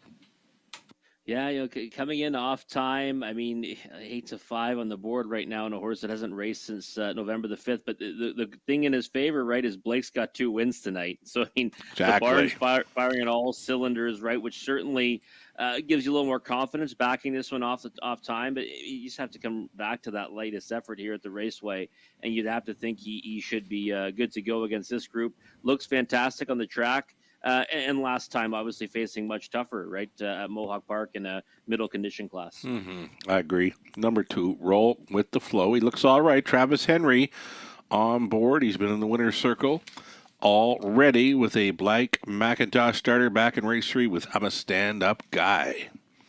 Here's a look at Cheddar Bay, a best bet selection for Mel Keith of Ontario Racing. Cheddar Bay. No shot last time from the outside post at Flamborough. Still managed a mile and 54 flat. Yeah, I mean, it was one of those efforts that you just kind of look at and you just forgive him for it, right? Post 7 to work from, got away way back off the gates, and still made a decent account of himself, all things considered. Gets back to the Raceway. He's won 2 in a row at this level. I mean, another one you're looking at 7-2, definitely an overlay with Roll with the Flow coming back. I think he's going to be forwardly placed from post 3 tonight, and he's one that always makes a good account of himself, in this class and at the Raceway. So for me, he was my standout second choice in here, and he's the one you'd probably want to side with if you don't want to back a horse at favoritism that's been off some time here. So 7-2. I don't know if that price holds on Cheddar Bay, but it's a good one right now. We're going inside of 2 minutes, and Tyler Borth hops on board a number 1 Bayfield Beach for trainer Vic Putty, a rail starter. Does show some gate speed, too. He wired up a field over Flamborough mid-November, a rail advantage to work with this evening. Expected to race up close, I would think. You would certainly think so from the rail spot. And 2 back was a winner. Numbers of 3,000 last 5. Easy winner, really, at Mohawk Park with a huge back half of 54-2. Was double entered. That's why he was able to come back actually in the bottom condition on just 1 day rest. Right. And had the lead in the stretch, got picked up by Typhoon Stride. Still a decent effort. I mean, he certainly fits well with this group. I just kind of, gave the edge to the 2 that, I think have looked pretty good at this level before, and I think have raced a little bit tougher competition coming into this than Bayfield Beach. So I've got him pegged for 3rd. I think he should get a decent trip throughout from the rail spot. Right on. We've got less than a minute to go. Any final thoughts on this? I'm kind of liking the price from one that's flying under the radar. Number 8, Holly's Treasure, big mile, 55-1 here on the 13th. Yeah, and a horse that, when you get the right kind of trip, can be right there and also can rough it, right? One of those ones that is versatile. And when he's on his game, to me, he's one of the hardest working racehorses on the B tracks. Gets to follow out, a logical one in Bayfield Beach. Should be in the mix throughout. So I agree with you. 13-1, horse you certainly want to have in your exotics. I agree. We're getting close here to post time. It's the top class Pacers getting set to go postward.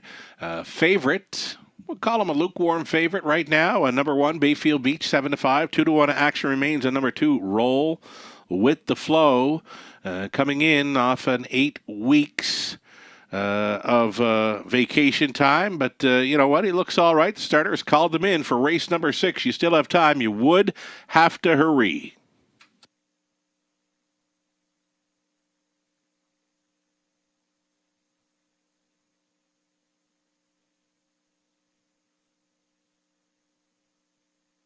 Going in behind, we've got Bayfield Beach, Roll with the Flow, Cheddar Bay, then He's a Handyman, Pembroke Legacy, Harper's Hattrick, Better's Dream, trailing out Holly's Treasure.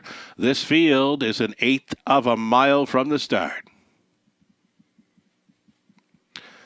Picking up speed, here they come. They're rough. And to take them on out of there, Pembroke Legacy, Cheddar Bay, and along the inside, Bayfield Beach. Bayfield Beach has come on through for more. Cheddar Bay being chased up here. They are going a ton through that opening turn. Cheddar Bay will come out on top here at 3-1. He grabs control, second best and on hold now. Bayfield Beach traveling from third. Roll with the Flow, fourth best away for Pembroke Legacy. Gapped off fifth for He's a Handyman. Next in line, sixth, Holly's Treasure. Then it's back to Harper's Hattrick, the earliest trailer, Better's Dream, 27-2. Opening quarter mile speed for Cheddar Bay. Cheddar Bay on top by a length and a Harris. It's Bayfield Beach for the 2-hole ride already. Thinking about it third. Roll with the Flow. And he rolls the dice here just prior to the half mile. He's traveling first up and will be challenging here. Rushing and brushing. Roll with the Flow up against Cheddar Bay. It's these two together by the half, 57-3. Big time breather for the leader of 30-1 through that second quarter. Cheddar Bay has come back against Roll with the Flow. Still up there in the top 3 was Bayfield Beach. Out there in fourth, Pembroke Legacy. He's a Handyman. Towards the inside is traveling fifth. Sixth and wide, Holly's Treasure. Down the backstretch, second and final time. Cheddar Bay giving fits to Roll with the Flow. Bayfield Beach has angled to the outside here from third. Fourth and saving ground. That is He's a Handyman. 3/4 went by in 1:25-3. Cheddar Bay still on top, second best. Roll with the Flow, Bayfield Beach. He's coming on late and still saving ground. He's a Handyman through the stretch into the mile, almost there. Cheddar Bay. Here comes Roll with the Flow with a final push, and he might have gotten there.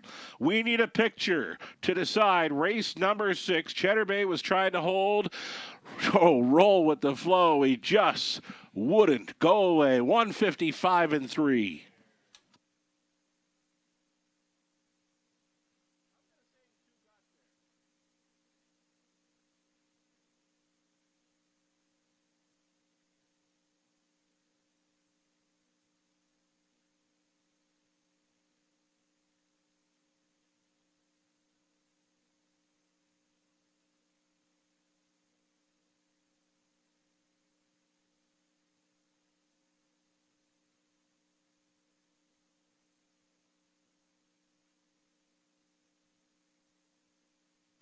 Very, very close here. Did the push by Roll with the Flow get him there? Against 3, Cheddar Bay.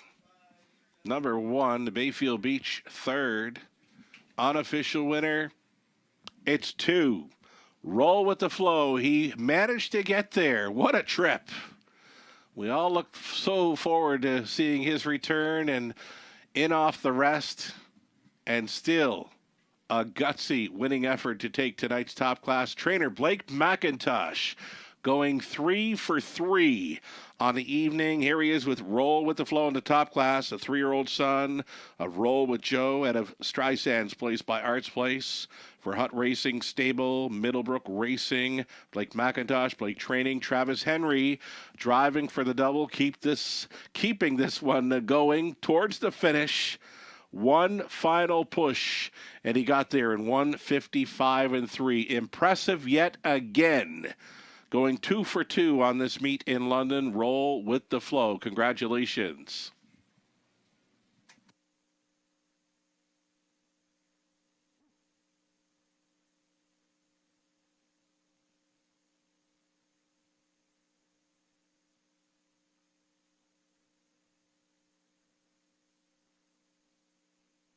Top 4 unofficial reads a 2, 3, 1, and 6.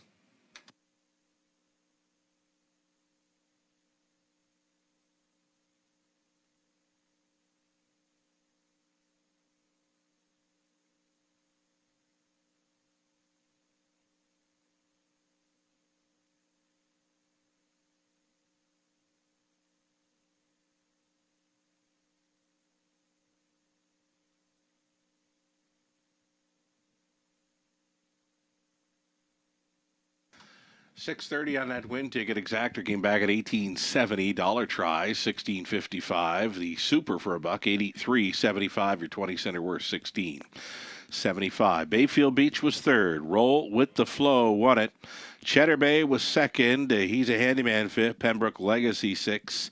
Harper's Hattrick 4. And Better's Dream 7. Holly's Treasure was 8. 27-2. 57-3.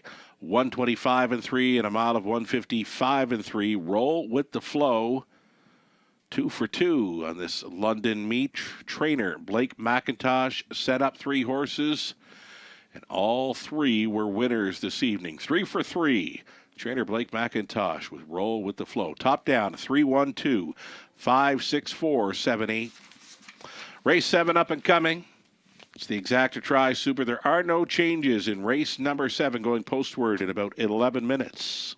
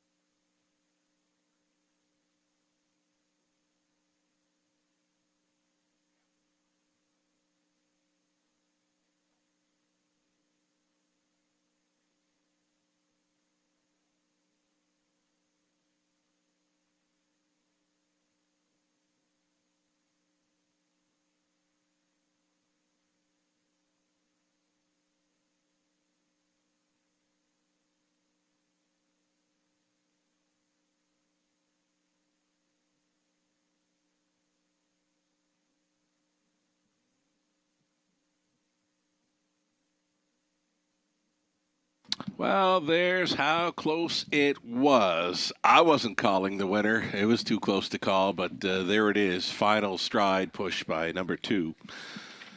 Roll with the flow. Just getting up over the pace setter, Cheddar Bay. Good horse race from start to finish. 6 minutes to post time. Race 7 is next.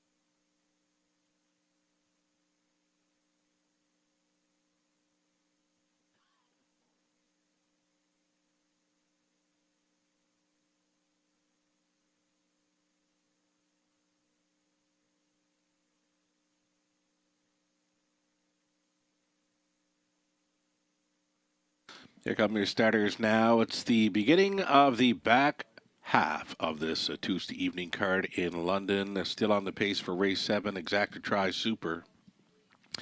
Shady Memories 1. It's Jason Ryan driving for Pierre Strasbourg, along with Stéphane Larocque. Doug Walters Conditions. Have a Connection 2. It's Garrett Rooney on board for Stu McQueen, Robert Watson, and James Grant, with Stu training. Larry Curry owning. Doug Curry trains the 3. Northern Belle, Tyler Borth.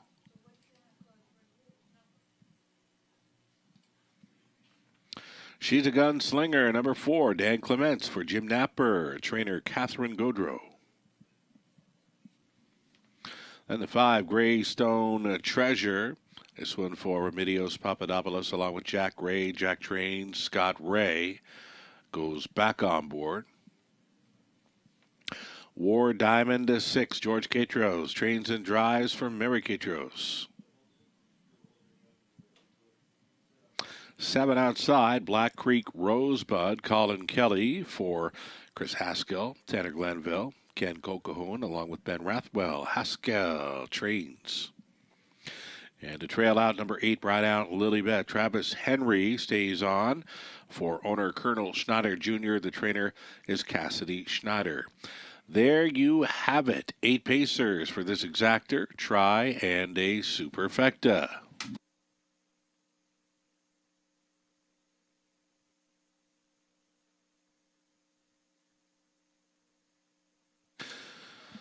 So we go to Bride Down Lilybet here, though before we get talking about this one, Robert, impressive. The 3-year-old roll with the flow in her top class action in race number 6. And again, Blake McIntosh shipping in to win, going 3 for 3 with his charges tonight. Great to see. Yeah, awesome to see. They certainly came ready to roll tonight and roll with the flow. I mean, that started off 8 weeks is really incredible when you think about it. I mean, first over against Cheddar Bay, and then they were rolling. You could see, though, they kind of had separation on the field. I thought they were going to be 1-2. I just thought Cheddar Bay had put roll with the flow away. That was some real determination from that 3-year-old gelded center roll with Joe to still get there by a nose. Yeah, like turning for home, it appeared he had tailed off, and I was very surprised to see him come back like he did in that final 16th. And I know folks up here in the stand, who got it, Sugar, who got it? And I said, well, I'm calling 2 to win it, but I'm not going to announce that 2 won it. There was no way I could call that. It was too close to call. Yeah, it was. And, the odds for it, too. I mean, I was surprised that, he went off at 2-1, Cheddar Bay at 3-1, and Bayfield Beach took the money to favoritism at even money. I mean, I thought that Bayfield Beach belonged with that group, but I did see him kind of as like a clear-cut third behind those 2. Sure. Gotcha. Let's talk about Bride Down Lilybet. Absolutely fantastic last time out, winning by 7. Probably could have won by more. Travis Henry had this one shut down halfway through the stretch. Yeah, it was a real impressive effort. Obviously, nose on gate on that occasion, but it wasn't like she went to the front or anything. She got away 5th and made a move at them, around the last turn before opening up a wide margin. I just thought this would be a good spot for her to come right back. I mean, we obviously don't like the trailing post here at the raceway as much as we have in past seasons. But I think that she can still work out a decent trip. 9-2 seems like a good price on the board. Strong combination. Henry for Schneider. Henry trying for his 3rd driving win tonight. Number 5, Greystone Treasure, tried the pop-up and got a win over Woodbine in 56-1. She's gone quicker here in London, 55-2, but a disappointing finish in the pop-up series final where she called it a night around 3/4. Yeah, she was bet to favoritism in that final as well, right at 7-5. I was really impressed with her 2 efforts in the preliminary legs, right? The win at Mohawk Park from post 10, clear lead throughout before hanging on by a neck, and then almost got there 3 back here at the raceway. I didn't know what to make of her in this spot, though, because she kind of tailed off in her form leading into that series. And then off that latest, which direction did she go in? Did she rebound or did she go, kind of back the other way? And I kind of thought the latter of the 2 might happen, and I played against her 4 to 5 on the board. I mean, everyone else seems to think she's good to go in here, but I'm not so sure I'd take a short price on her. Taking very heavy action, as I mentioned. I'm quite surprised to see her laying here at about 4 to 5 odds on right now as we get set to go postward.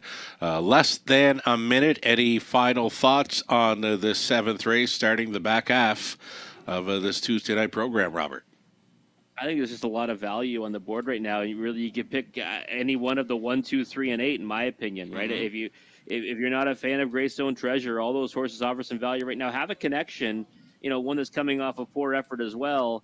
But 12 to 1, I think, is an overlay on that one. Right? Mm-hmm. So I look at this race and I would look towards the 1, 2, 3, and 8, and look for some prices. Here we go then. Starter Brad getting set to call them in for race number 7 of 12 in London. There is still time. You would have to hurry.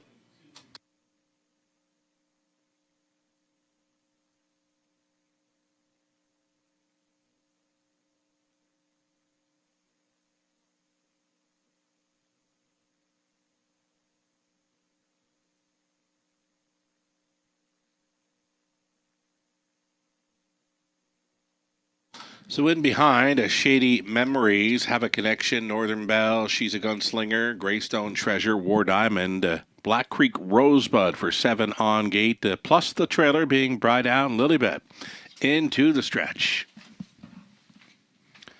Pacers, pick up speed. Here they come. They're off. Northern Belle, Todabor sending another one to the top. Greystone Treasure left out here in second. Black Creek Rosebud up on the outside has moved into third. Fourth and in. Have a Connection bending through the opening turn, taking control. This is going to be Greystone Treasure. Second best is Northern Belle. Sliding into third was Black Creek Rosebud. Away in fourth is Have a Connection. And next in line to be fifth, we got Bride Down Lilybet. In behind that, She's a Gunslinger. Gapped off in the seventh, Shady Memories, and the trailer is War Diamond. 29 and 2, comfortable opening quarter mile speed for the 2 to 1 favorite. This is Greystone Treasure on top by 2. Northern Belle for the tow-along trip. Black Creek Rosebud continuing third, out and rolling from fifth and moving into fourth. Bride Down Lilybet getting underway here for Travis Henry. Live cover here for She's a Gunslinger. Then gapped off next to last, Shady Memories, who's throwing in steps. Trailing the field was War Diamond. Minute 1/5. Halftime, Greystone Treasure still going forward unchallenged. Continuing second, Northern Belle. Black Creek Rosebud is third, under urging fourth, though not gaining. Bride Down Lilybet saving ground. Have a Connection. Thinking about a 3-wide side as She's a Gunslinger. Then it's back to Shady Memories.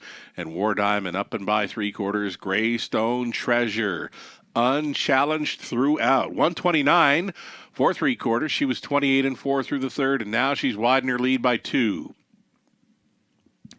Greystone Treasure on top.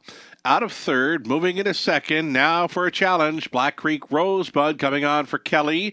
Northern Belle able to do 0 with the pocket ride. Greystone Treasure. Here is Black Creek Rosebud in the final strides to win. Greystone Treasure second. Northern Belle third. She's a Gunslinger fourth. 159 and 4.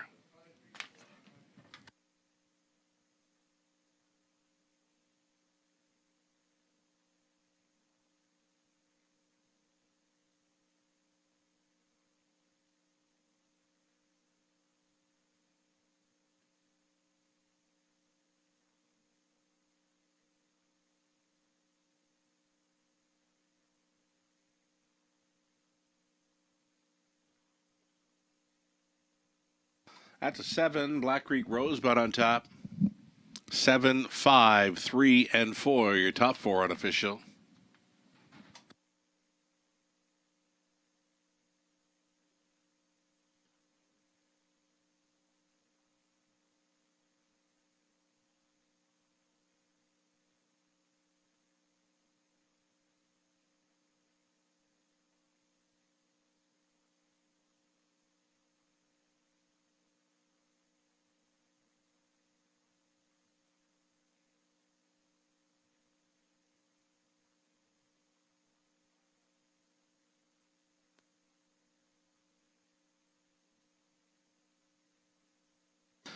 Black Creek Rosebud coming back.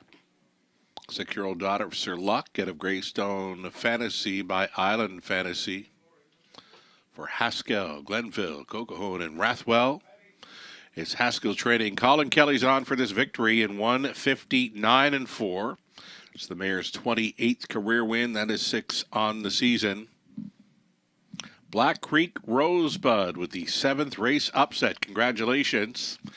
Paying 27 even. Exactor $141. The try for a buck $286.70. Super $988.80. The 20 center come back at $197.76. Shady Memories 5th, Have a Connection 8th, Northern Belle 3rd, She's a Gunslinger 4th, Greystone Treasure 2nd, War Diamond 6th, a Black Creek Rosebud won it, Bright Out Lilybet 7. 29-2, a minute 1/5, 129, a mile of 59-4. It was Black Creek Rosebud. From the top, 583-42617. 8th up and coming begins our late pick 5. Another $5,000 guaranteed pool here. Exactor Try Super also available. Dan Clements now driving 3, Mr. Rebele. My best bet selection on tonight's card right here in the 8th. Number 1, Homie Joe. All over this one. 10 minutes to post time.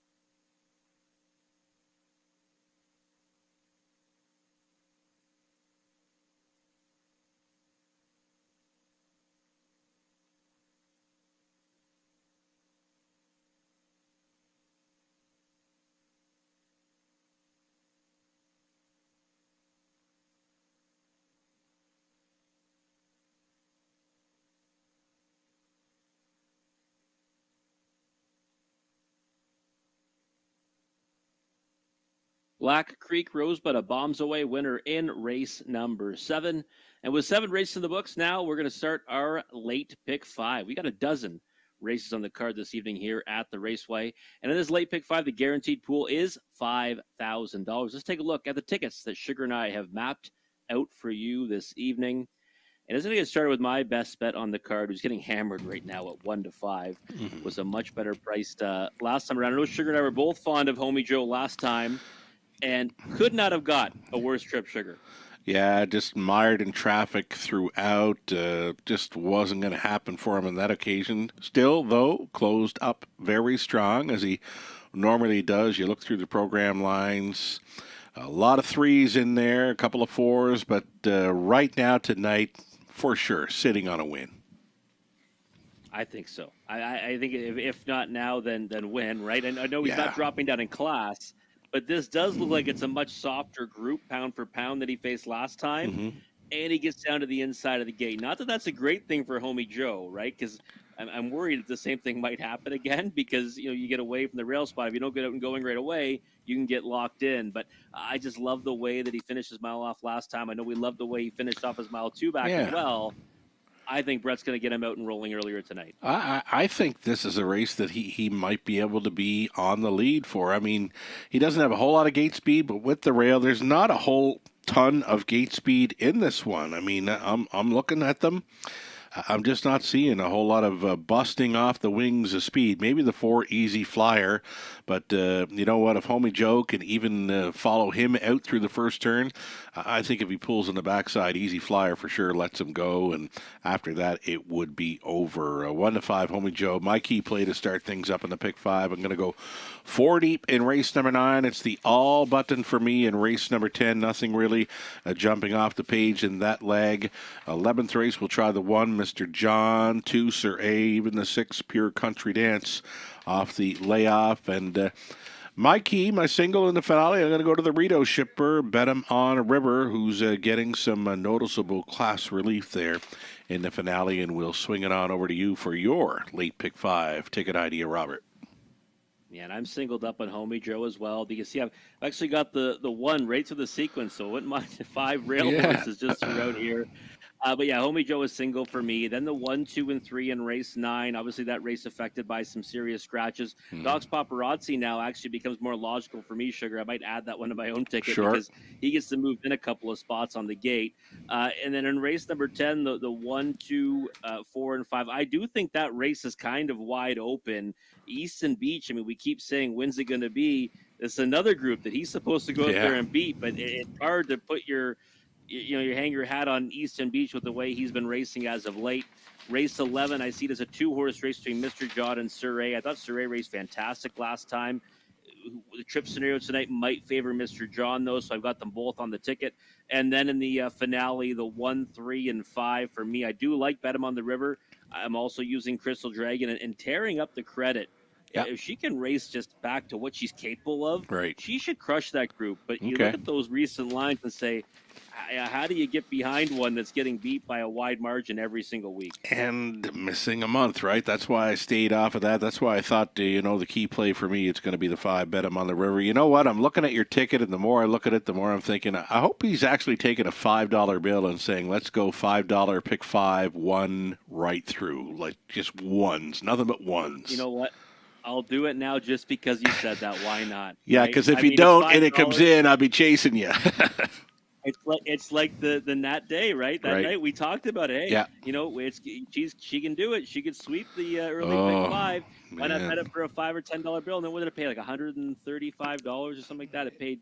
Yeah, it paid really good. I mean, there's been a few of those through the meet, and dating back to Cam Luck Classic night, right? Trevor Henry came with us and took the first 5 on that occasion. I think that was a $500 one for 20 center, maybe more. Yeah, that was a big one, and I mean, and those kind of situations. I mean, more unlikely, right, for someone to roll through and actually sweep the first 5. But again, we've seen some real remarkable things this year, right, at the Raceway, and those are certainly 2 that stand out for me. Right on. Here we go. A little over a minute and a post rating very soon. Race number 8 to begin our late pick 5. Another go-to wager comes up here in race number 8.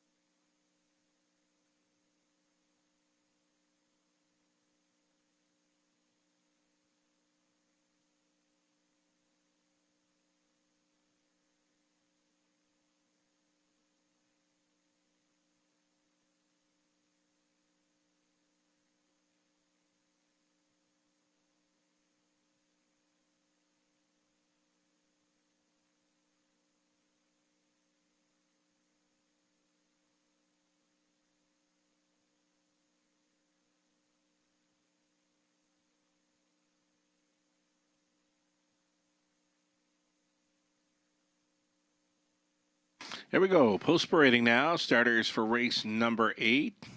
Call this kind of like the backup class, right? Homie Joe's got the rail for Angus McCory and Mark McCory with Mark training Brett McDonald. At number 2, Modern Rider. It's Tyler Boris driving for the Shermans. Bert, Betty, and Jason with Jason training. John McQueen owning. It's Cam McQueen training. Number 3, Mr. Rebelly. Dan Clements. Then the 4 Easy Flyer, Travis Henry on board for Colonel Schneider Jr., the trainer Cassidy Schneider. Mo Better 5, Kerry Howard owning. It's Jeff Graham trained and Jay Harris driven. Number 5, Mo Better. And then the 6 Wilson Wall, Keith Wilson, Dean Wall, share ownership with Dean training, Austin Sori.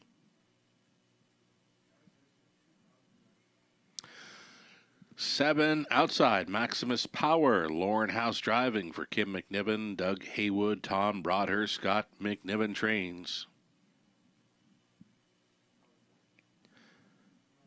And then we've got the trailing horse. Number 8 is Kenny Joe for Kevin Gillis.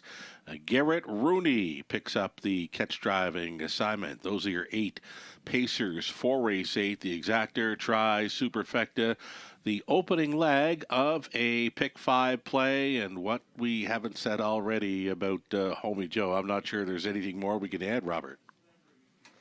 No, not really. I mean, again, he should be pretty brave coming into this. Rail to work from softer group, in my opinion. Yeah, I mean it's 2 to 5 on the board, right? Nothing sexy about that sugar, but single him up for us anyways in the multi-legs and hope he goes out and converts. Right on. Homie Joe holding fave status here at 2-5. There are others to consider as we get set for a pick 5 beginning. Well over $10,000 already in that pool. Kenny Joe is following out Homie Joe. This could be the exactor, a pair of Joes. I was just thinking the same thing, a pair of Joes and both horses that we're fond of, right? I mean, we're big fans of Homie Joe and Kenny Joe. A nice horse in his own right. He's becoming, the preferred now, and he's raced better than his line show. His last 2, post 7, you can kind of forgive him for those ones. And there was a couple times that he, might have got there with a better trip scenario. And, he gets to follow out Homie Joe, and he's a horse that, can come home with the best of them as well. So for me, that's the exacta that I like. But again, you're looking at 2-5 and a 5-1 right now. That's not going to pay too hefty, that's for sure. Already, the Joes, as we'll call it. Maybe the Joe exactor here. 2-5 for the one Homie Joe. Right now it's 5-1 for 8 Kenny Joe. Wilson Wall and Easy Flyer are on our monitors now. Easy Flyer taking the 7-1 action, while the 6 Wilson Wall here at 13-1. Austin Sorey hops on board. I don't mind Austin hopping on horses first time. No, neither do I. I like it when Austin gets behind one, and Austin Sorey, he's kind of a versatile driver, right? He can get them off the gate, but I love it when he's first over. I know people think I'm crazy for saying that, but I find him to keep them alive in that position. So that's why I have no problem getting behind Austin Sorey, and Wilson Wall is an interesting one here. Certainly an overlay at 13-1. I just don't think the post is going to help him tonight. He's one that I like to see, on or near the lead.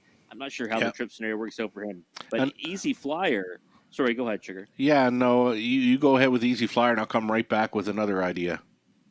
Yeah, well, 2 trailing posts, right? And Easy Flyer is one that likes to get forwardly placed as So well. I love the fact that he's nose back on the gate. Yep. I think he's going forward off the switch. If he works out a pocket trip or can be on top, he can really make some noise in here.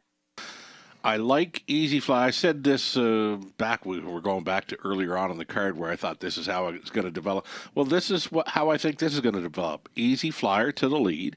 Homie Joe sits second, goes out and around, and they set up 1-2. Homie Joe in the lead with Easy Flyer second at the quarter mile. I was just going to add the 5, Mo Better.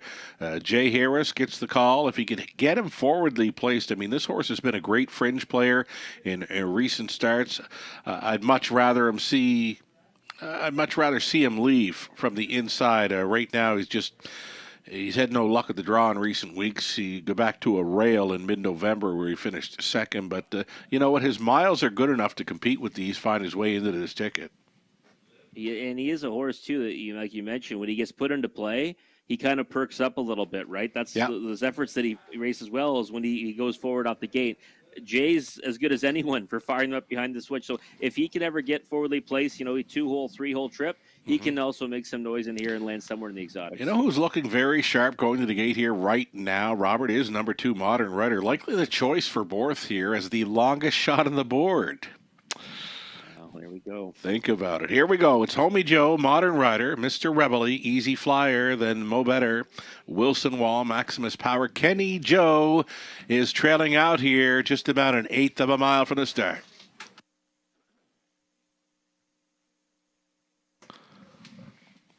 Into the stretch.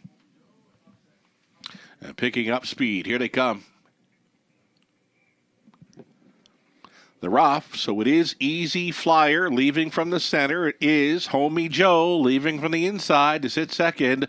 Floating on and a little bumpy gate it into that opening turn. Briefly was Easy Flyer. Easy Flyer has regrouped and he's going back on board with it, but watch for Kenny Joe to be right lining early and indeed.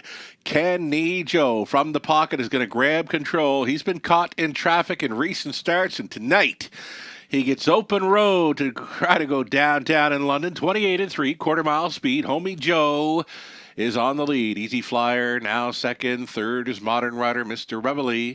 Looks at it from third. Early movement now. Kenny Joe gets underway. He's now fifth on the outside. Wilson Wall travels in sixth. Seventh and rolling, Mo Better. And the trailer moving out was Maximus Power. They begin to pair up on the half-mile approach, all giving chase to the heavy 1-5 choice. It's Homie Joe. Outside now driving in the second was Kenny Joe. Third and in for Easy Flyer. Fourth and wide, Mr. Reveille. Make it 59-1. Big time breather for the leader, 30-3. Kenny Joe, though, he's going for it. Kenny Joe going on by. Homie Joe, who's got to do a whole lot more. Kenny Joe has made it to the lead. Mr. Reveille is out there in second. Homie Joe has given way there. He's traveling third, fourth and wide for Mo Better being shook up. So Homie Joe backing up abruptly here at 1-5, 128-2 for three quarters. And it's Kenny Joe on top, second best for Mr. Reveille, third and wide. That is Mo Better, and off the back end, Wilson Wall trying to find his way into this one through the stretch into the mile. Mr. Reveille, here he is from the pocket. Mr. Reveille at 24-1. Oh, maybe. He's right there in a win photo with Kenny Joe, and right up there with them in third was Mo Better. 158-3. Upset on here in race number 8.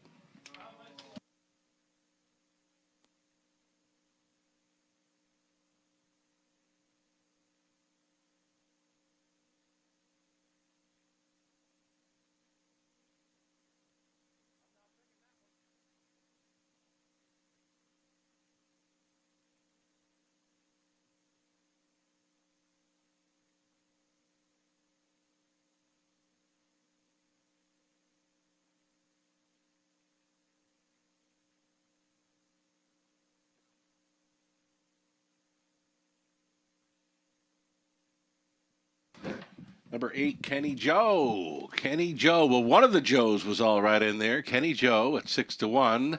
Mild upset winner here in race number 8. Mr. Reveille, second best, just missing at 24-1. Then it was Mo Better. Wilson Wall, 8-3, 5-6. It's unofficial.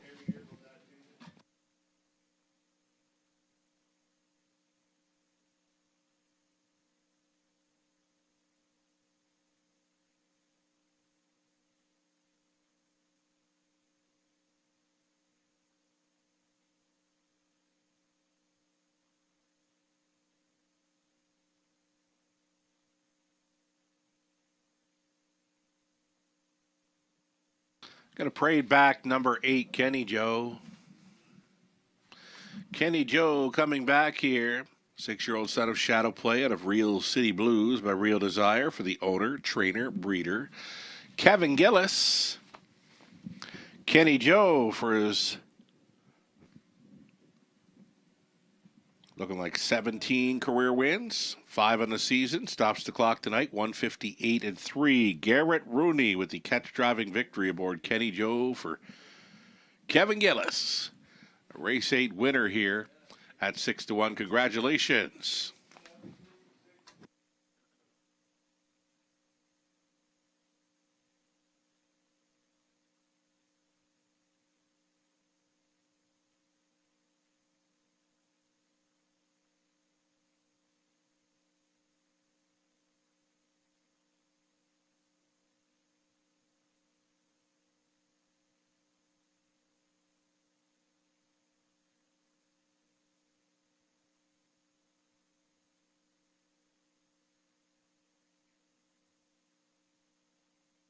More big payouts continuing here. $15.50 on that win ticket for Kenny Joe. Exactor, $202.60. Dollar try, $604.40. The super for $1, $5,985.95. Your 20-cent return on a superfecta, $1,197.19.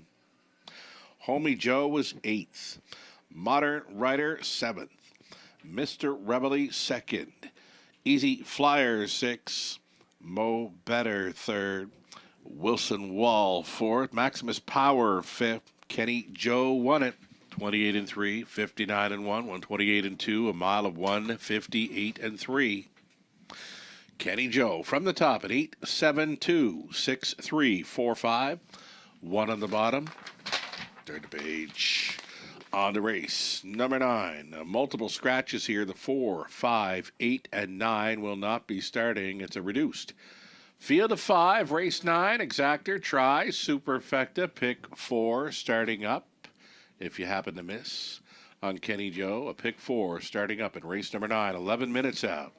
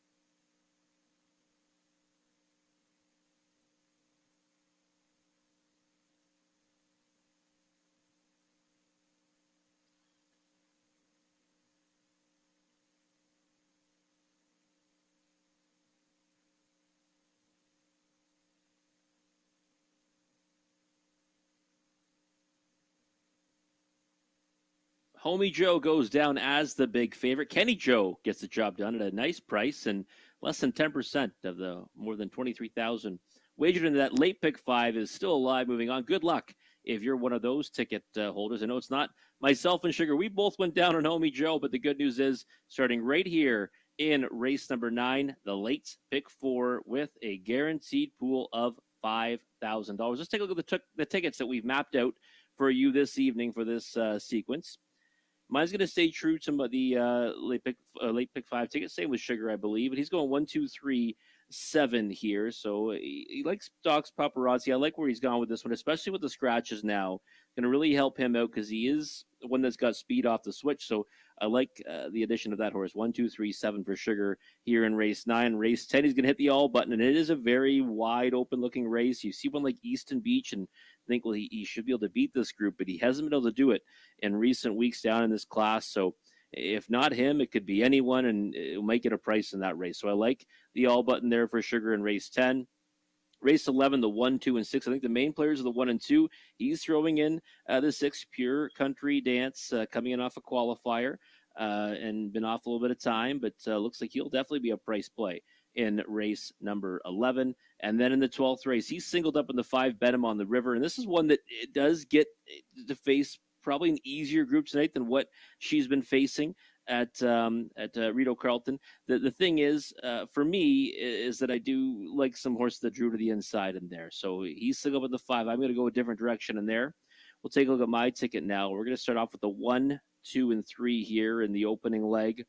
And then my top choice is the 3, Crooked Hill in race number 9. And then in race number 10, I'm going to use the 1, 2, 4, and 5. I like Easton Beach, but you can't really trust him. He'll probably take a lot of support again. I think Woodmere Alvin has a bit of a chance on the rail at a big price, and number 1 hit has some speed, and Large Unlucky back in the care of Cassidy Schneider, one you have to have in the ticket as well, I think. Race 11 is going to be my single, actually, in the pick 4. So in the pick 5, I actually use Mr. John and Surrey, singling up on Surrey, mostly just to keep the cost down in race 11. I thought that he raced better of the 2 last time. Real big effort. Now races back on a regular rotation. I think Surrey is the one to beat, but Mr. John, he might have the trip advantage. So I think both of them have a chance in there, but I will give the edge to the 2, Surrey. Race 12, the 1, 3, and 5 for me. I like the 3 tearing up the credit. As Sugar mentioned earlier, though, she's been off significant time, off a month. But this is a much easier spot than what she's been racing in. If she can find her, former self, she should beat that group. I do think she's kind of the one that's shown the most, in that field. But again, she'll have to return to form. But 1, 3, 5 for me, and that one's $7.20 for a 20-cent ticket. You got 3 minutes to map out your winning wagers for this late pick 4 sequence. Again, the pool is guaranteed at $5,000. You're going to want to get your tickets in now. We'll come back, take a closer look at race number 9 after the post parade.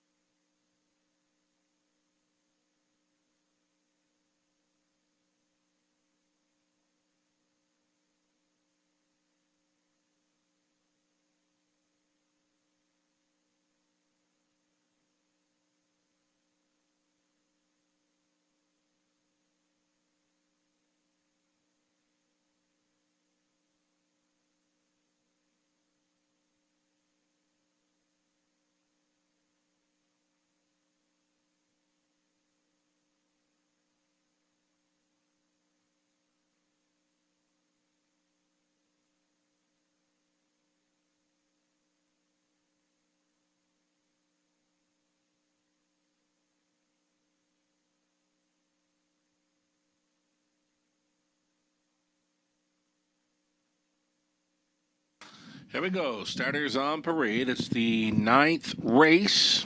Start of a pick 4 play. Number 1, Iconic Seal Steer off the maiden victory here for the owners Jack Ray, James Pasela, Randall Sarachin. It's Jack doing the training with Scott Ray in the sulky. Number 2, Inkslinger for Don and Heather McGregor. Peter Core, Peter Trains, Dan Clements. Number 3, Crooked Hill.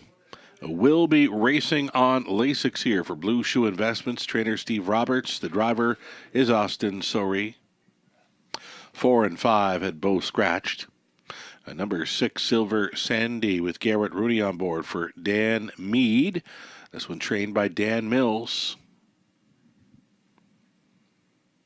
And then the 7, Outside Doc's Paparazzi for Dr. Andrew Roberts, Blair Burgess training. Tyler Borth on for the drive. A reduced field of 5 here on the pace. Exactor, Tri, Superfecta opening leg of our late pick 4.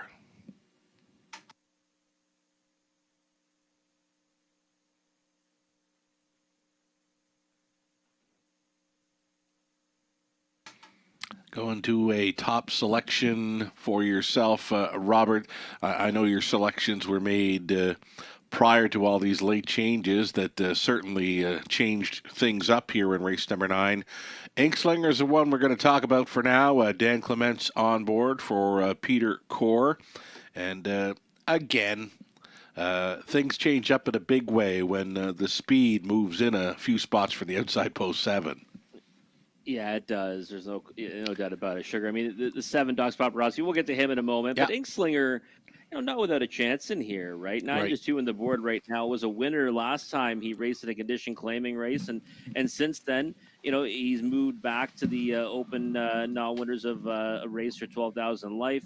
He's picked up a check in each of those affairs, and I thought that getting back to this level would be a pretty good spot for him. He looks good scoring down right now for Dan Clements, and again, the price is right at 4-1. He's been kind of a strange horse because I thought he raced really well at Sarnia in the summertime. Mm-hmm. Kind of underwhelming in many of his efforts here at the Raceway. But then when he got to the condition claiming ranks, he kind of perked up a little bit. I'm hoping that happens again tonight. Back to the condition claiming ranks right here. Number 2, Inkslinger. There are more to think about here, and we'll wait on production to bring up another one. Here's the 3, Crooked Hill, that will be racing on Lasix. This one has missed about 6 weeks of racing action. Austin Sori, possibly with another live play here. Yeah, I think so. I mean, early speed, right? I mean, this horse likes to bust out of there. I'd be surprised if even off time if they don't try to, go on or near the lead. Mm-hmm. And, the qualifier was okay. I mean, it's certainly not anything that knocks your socks off, but I think that it's good enough that, you should be able to, get forwardly placed and try to get a piece of it. It's always interesting, right? When you get scratched down to a field of just 5, it kind of becomes like a driver's race. You know what I mean? Because it's chess tough, right? game. Sometimes there's no movement. Yeah. Yeah. And there's a whole lot more thinking goes on out there. Like, I mean, something goes to the front, wants to tap it up through the second quarter. Nobody wants to move. Well, the fractions, they can get tapped up pretty quick on a shortened field because nobody wants to sacrifice. They can, and I mean, sometimes, here, if anywhere, we might see them, race on. But again, it's tough to see that in the short field. So, but interesting to see how it pans out. But Crooked Hill was one that looked kind of intriguing to me, and I like that he's taking support on the board. Right, he's not getting a ton of action, but at least he's getting bet right now at 9-2. 1-2 currently. And number 7, Doc's Paparazzi. The betting public getting behind this Blair Burgess trainee, Tyler Borth, on board for the drive. Likely his choice in here, Tyler. The known speed from an outside gate, and I don't know, 2-5 on a short field. I'd be looking elsewhere right now. It's too short. Yeah. I mean, again, if this was a full field, he's not going to be odds on. He's probably not going to be the favorite, I don't think. I think now that getting scratched down to a shorter field, everyone thinks he can make his lead and just waltz around the racetrack. But again, it's still a horse race, and I don't see him as a 1-2 choice in here. I thought maybe 2-1 to be more like it. Yeah. So yeah, way too short in my opinion. Right on. We're getting set to go postward. We're now seconds away, and some action there for the 1, Iconic Seal Steer. came through for the maiden victory last time out. It's Scott Ray going back on board.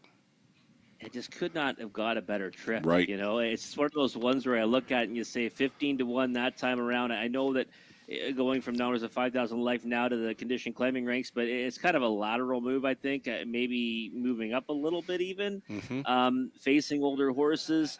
And again, can he get the same trip again this time around? I'm not sure about that, you know, so that's really what it's going to come down to for him. Right on. We are getting set to go postward here. The gate moves into position. A final call for wagering, race 9 in London. Gate's moving. It'll be Iconic Sealster, Ink Slinger, then Crooked Hill, Silver Sandy, Doc's Paparazzi, Field of 5, Noses. All on gate for this.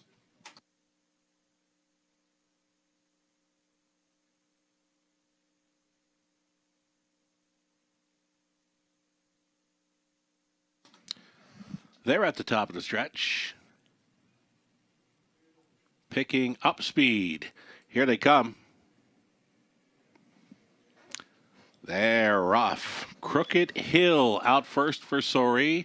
Along the inside, Iconic Sealster with early speed. Up on the outside, Doc's Paparazzi put in play in search of a spot up close. Doc's Paparazzi looks like he's found the 2-hole ride. Crooked Hill drove on. Crooked Hill here. 10-1 long shot leader ahead of Doc's Paparazzi. All alone traveling third, Iconic Sealster. A little bit slow in the early going is Ink Slinger traveling at a fourth. He's under urging and trailing the field in fifth. Silver Sandy, 27-3. If that's right, it might be wrong for the pace setter Crooked Hill after missing some time coming in. He's on top here at 3/8 completion. Doc's Paparazzi is right there in second, staying with them in third. Iconic Sealster and still that big gap to fourth. Ink Slinger, slow early beginning, and on the outside of that now Silver Sandy. Here's the halftime, 57-4. Crooked Hill. Crooked Hill is still going on. Doc's Paparazzi, a peek to the outside now in second. Doc's Paparazzi pulling pocket for Borth and will loop this leader as they straighten for the backside run. Doc's Paparazzi going to the top. Iconic Sealster is now right line to the third. And along the inside, Crooked Hill sticking around, joining them now. Silver Sandy's on the back end and moving up a 3 and 4 wide by 3/4. 129 flat. Doc's Paparazzi driven along now. Iconic Sealster second, still coming on the wide side is Silver Sandy. Ink Slinger has found a bit more interest. He's on to take fourth. Crooked Hill has come to a diddle and a doddle as they come into the stretch. It's going to be Doc's Paparazzi here at 3-5. He's going to win it. On for the deuce with Silver Sandy holding down third, Iconic Sealster, and to finish fourth, Ink Slinger.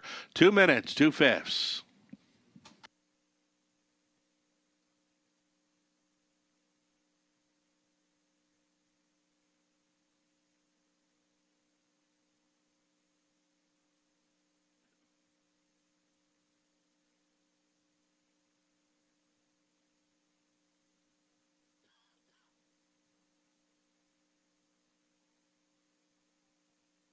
Seven, 6, 1, and 2. It's unofficial.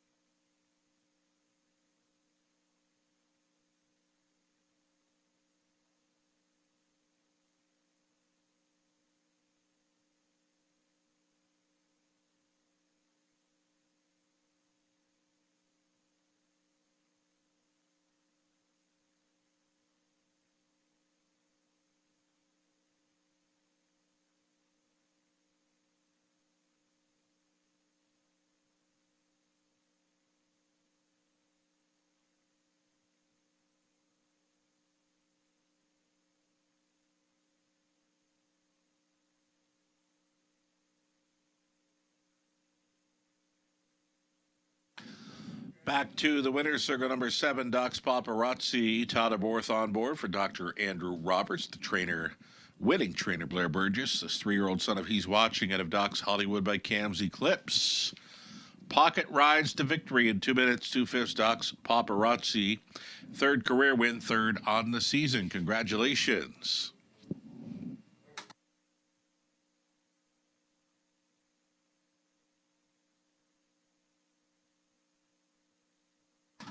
It's official. Iconic Sealster 3rd, Inkslinger 4th, Crooked Hill was 5th, 4 and 5 at scratch. Silver Sandy 2nd, Docs Paparazzi the winner.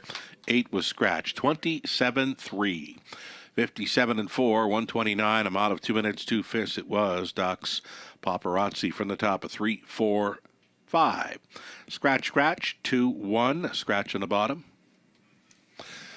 $3.30 on a win ticket. Exactor $24.70. Dollar try $28.70. Dollar super 40 even. On to race number 10 with 10 minutes to post time. Todd Aborth will be driving number 1, Woodmere Alvin. Ownership line on 5, Large on Lucky. It's now Colonel Schneider Jr. Scratch the 7, Count Blaster. Final pick 3 opportunity comes up next. Exacta Try Super also available here. 10 minutes.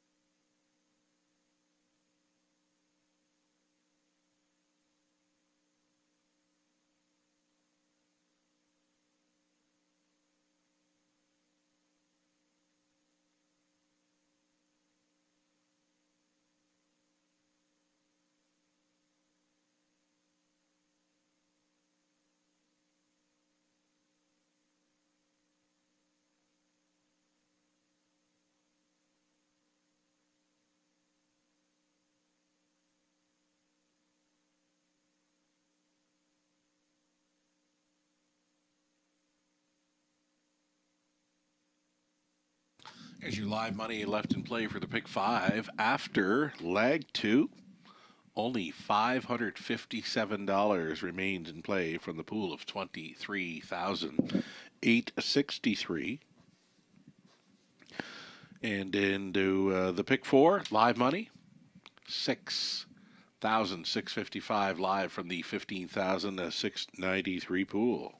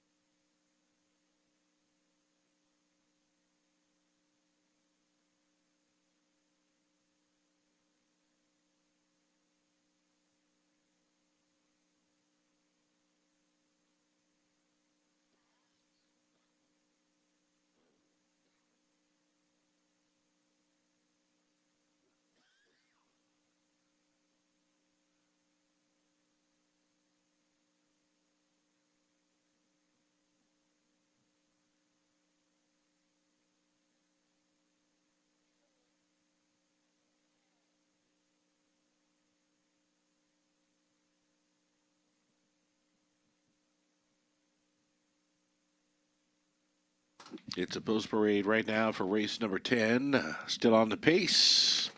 On the pace for our final three. Woodmere Alvin, the free-legged pacer, goes out. For owners, Don Hallett, Dwayne Taylor, Matthew Hallett training, Tyler Borth in the sulky. A number one hit is to Don Rankin Jr., owning, training, and driving. Perry Burke, the owner. Ron McDonald trains 3. Marito Hanover, Brett McDonald. Easton Beach is 4. George Ketros, trainer, driver for Mary Ketros. Then the 5, Largent Lucky. The ownership line should read Colonel Schneider Jr., Cassidy Schneider now training. Travis Henry on 5, Largent Lucky. Then the 6, it'll be Sir Pugsley with Austin Sorey driving for Robert Woodburn. The trailer, make it the trainer, is Taylor Fritz. 7 was scratched. And a trail out, number 8, Pretty Boy Duke. Jason Ryan on board for Michel LeBlanc, along with Gary Lee. It's Michelle doing the training. 7-horse field on the pace. Race 10, Exactor Tri Super. The final pick 3 opportunity. It starts right here.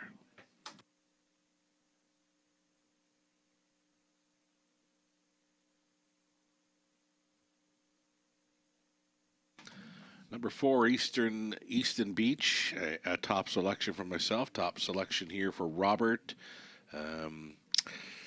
Just hasn't been able to find the right kind of trip to make it pay off. Easton Beach for Team Ketros. Robert.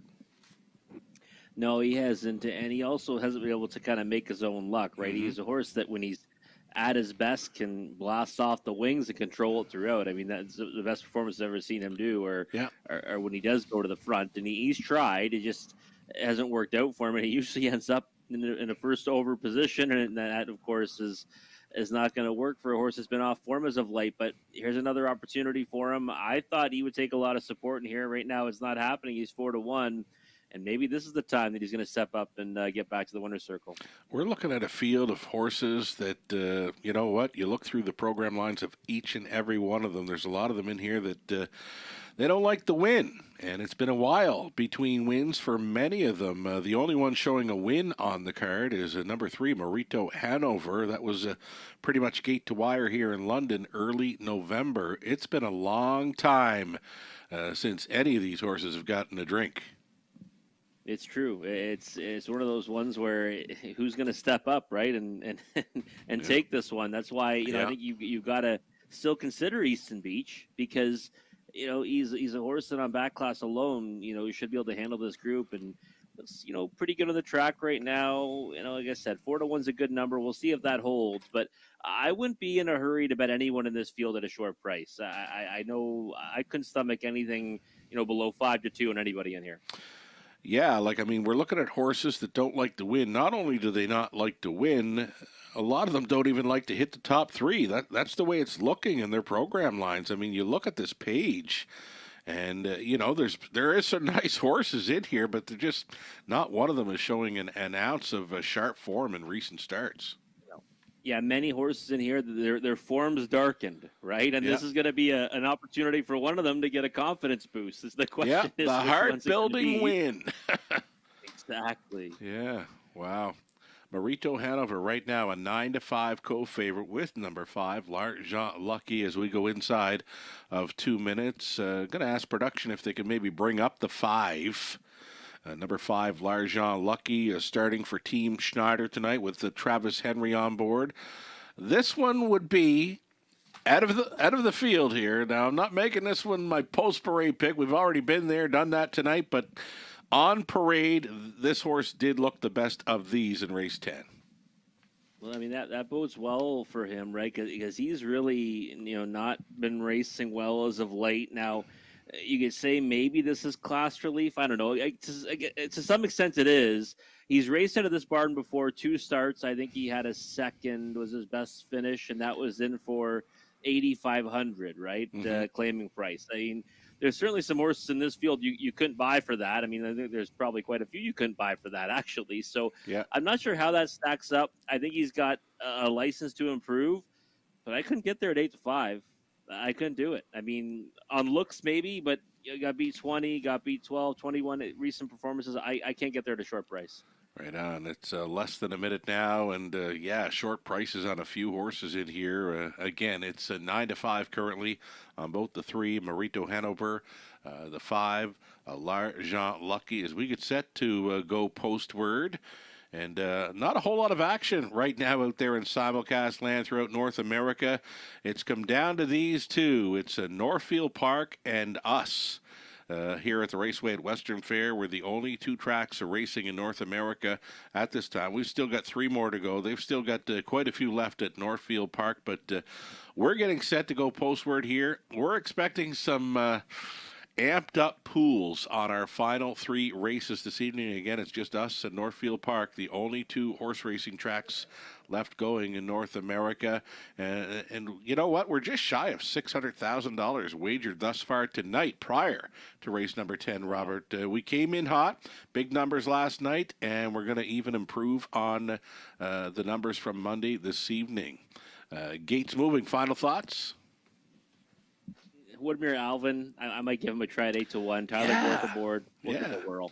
You know what? I watched this horse from Truro last season where he won on their Grand Circuit week, Atlantic Grand Circuit week, 53 and change. He's a nice free-legged pacer. If he can get away cleanly and be on the lead in here, watch out for Woodmere Alvin on the rail, 9-1. Here we go.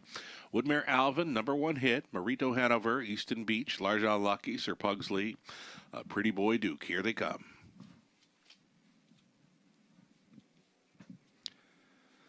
They're off. Number 1 hit, and Rankin sending little steppy off the car. Marito Hanover. He got bumpy, gated. He got snatched up, and he's being taken towards the back here at 4-5.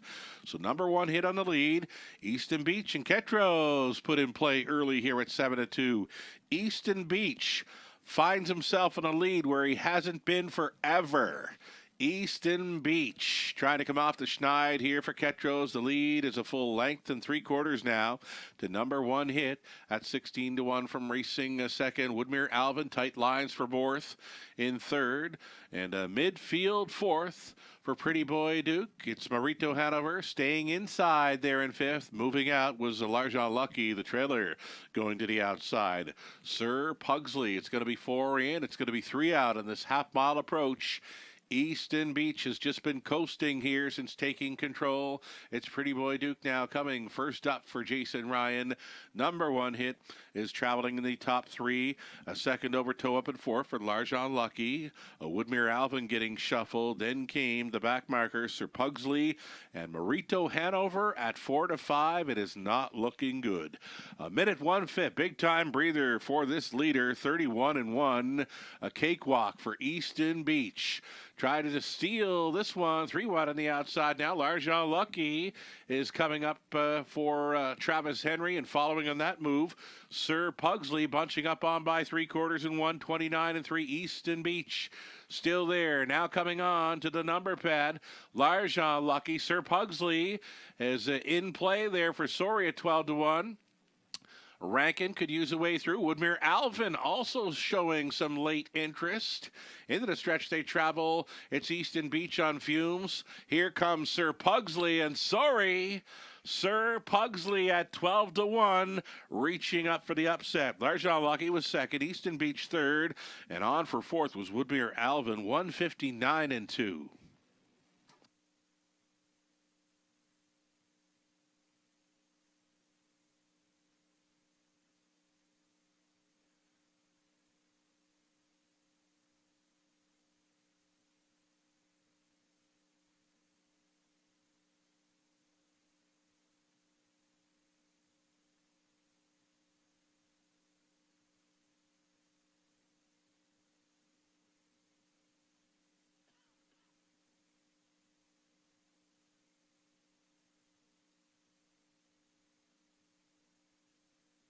Unofficial winner, number 6, Sir Pugsley here at 12-1. 6, 5, 4, and 1. Unofficial.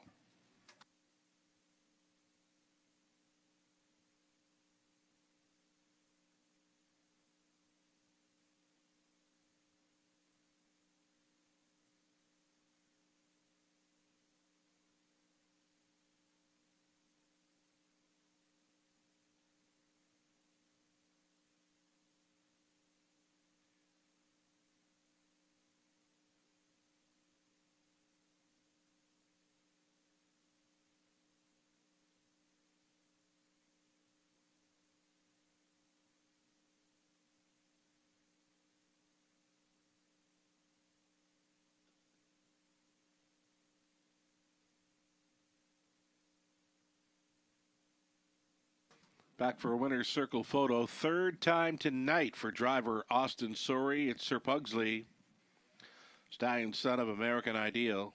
Head of Q&A by Presidential Ball for Robert Woodburn of St. Thomas. Taylor Fritz, conditioned to win with Austin Sorey on board. A 159-2 winner. Sir Pugsley, 36 career wins. That's 2 on the season. Both victories right here in the Forest City of Ontario. Congratulations. He paid $26.50. Exactor, $108.60. Try, $237.15. Super for a buck, $1,227.45. The 20 center came back at $245.49. So Woodmere Alvin was fourth, number one hit fifth, Marito Hanover sixth, Easton Beach third, Larjon Lucky second. Sir Pugsley was a winner. The 7 at scratch Pretty Boy Duke was 7. 29, a minute 1/5, 129-3.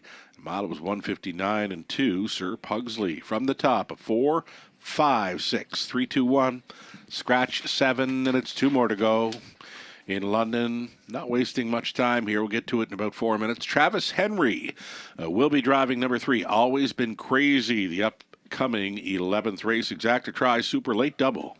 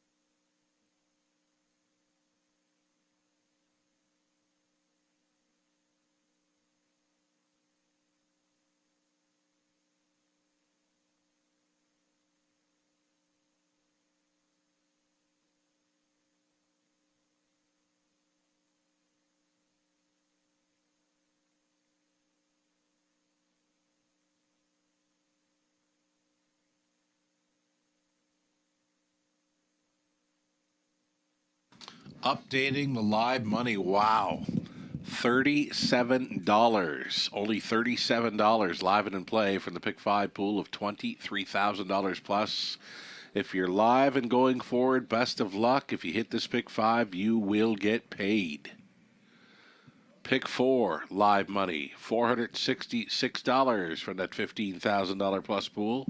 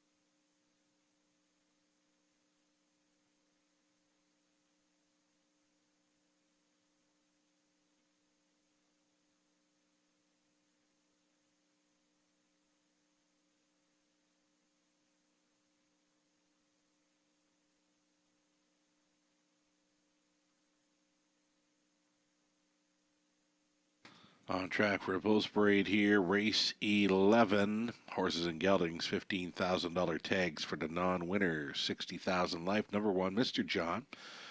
Todd Borth for John Philpott, along with Dr. Trevin Shive. Katie McNeil, conditions.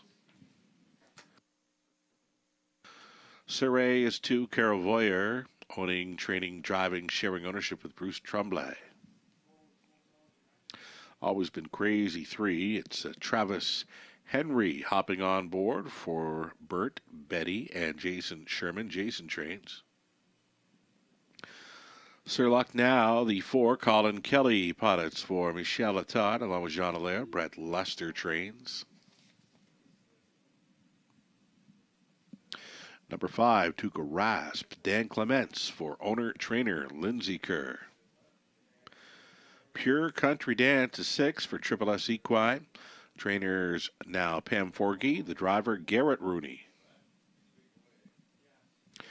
And then the 7, Just Plain Needy for Keith Cassell, the trainers Michelle LeBlanc, the driver Jason Ryan. A 7-horse field, all on gate for this. The earliest action on 1, Mr. John.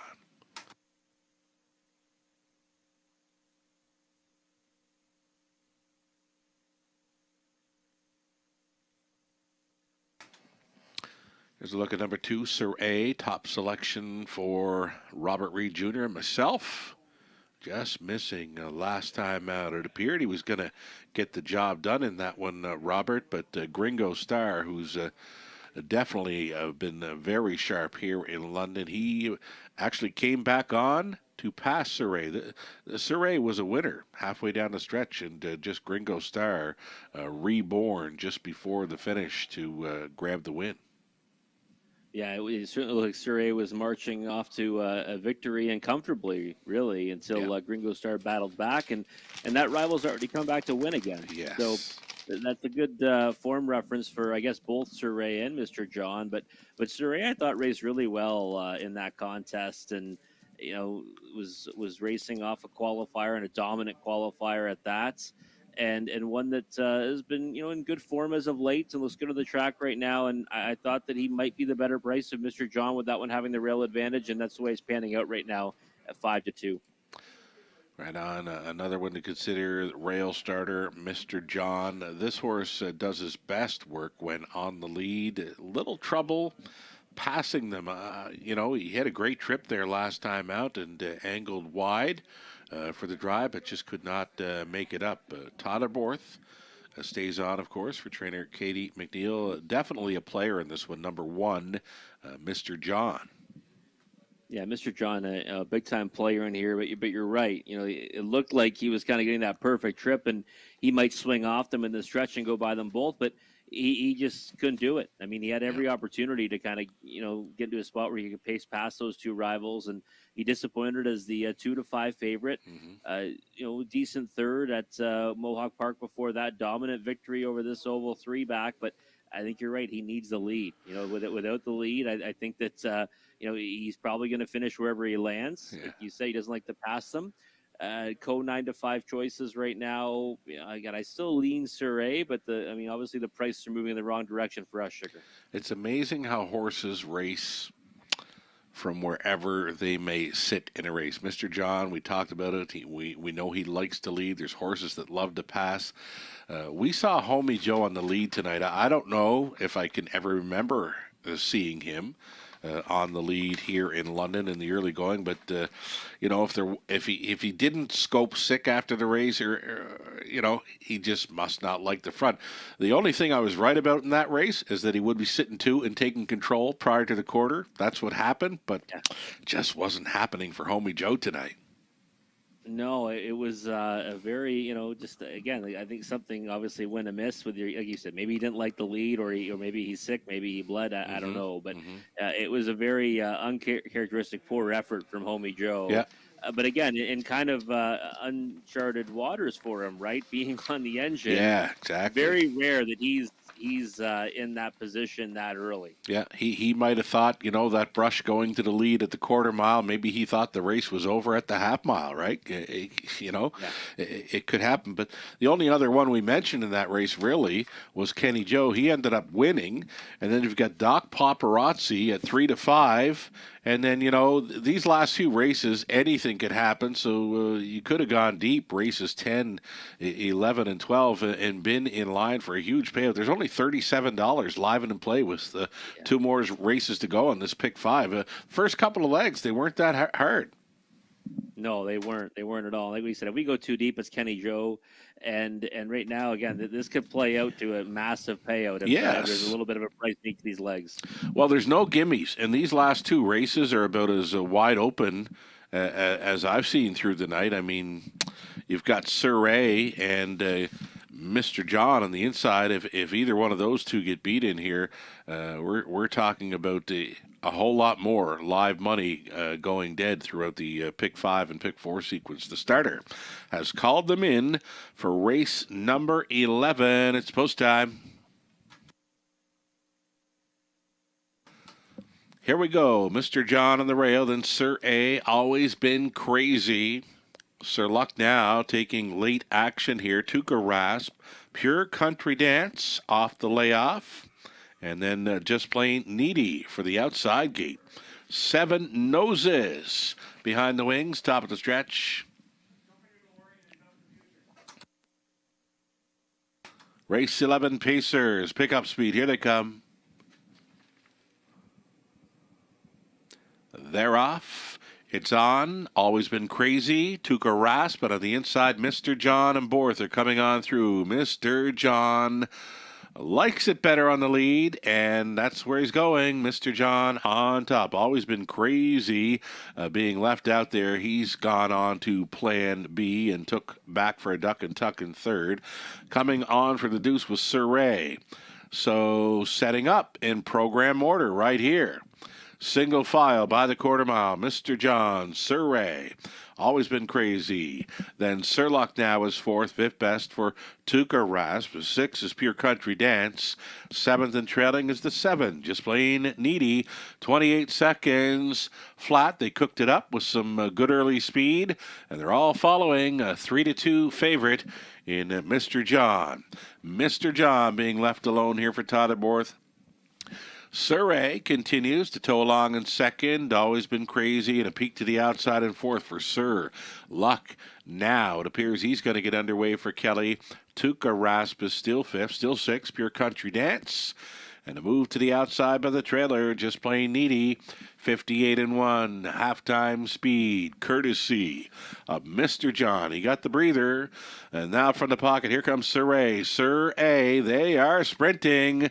Now on by 3/4. Sir A against Mr. John. Mr. John trying to go on with it. 127. 28-4 through the third. A half length ahead now for Sir A. Mr. John, though, he's coming back. Mr. John not throwing in the towel just yet. Fighting on for third. Always Been Crazy. It's an 8th left to go. Mr. John along the inside. Sir A is still going with him. Sir A now is a clear leader and will not be denied this time around. Sir A wins. Mr. John appeared to hold second over Sir Luck now, maybe Tuka Rasp for 4th in 156-4.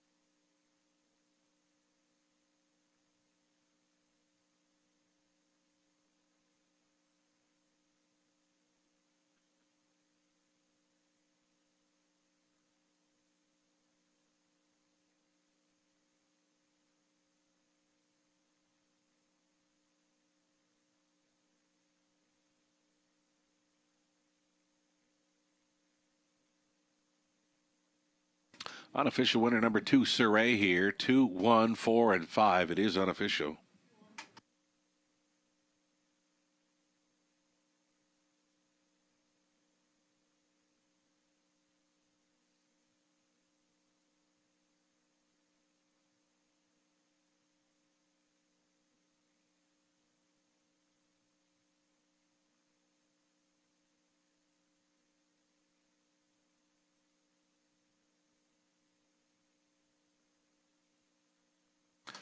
Carol Voyer coming back. He owns, trains, and drives the 2 Sir A to victory, sharing ownership with Bruce Tremblay. This 4-year-old son of Control the Moment is now a 12-time winner. 7 trips to the winner's circle this season. Sir A, home and cooled here at 156-4 for Voyer. Sir A paying a $5.50, exactor $10.60, dollar try. A $9.60, the Super Furbuck $33.65. So Mr. John was second. Sir A was a winner. Always been crazy fifth. Sir Lucknow third. Took a rasp fourth. A Pure Country Dance was sixth. Just Plain Needy seventh. 28, 58 and 1. 127 mile 156 and 4. Sir Ray. From the top, a 2-1, 5, 3, 4, 6, 7. 12th and final next. No changes there for the exactor try. High five opportunity. 4 minutes to post time.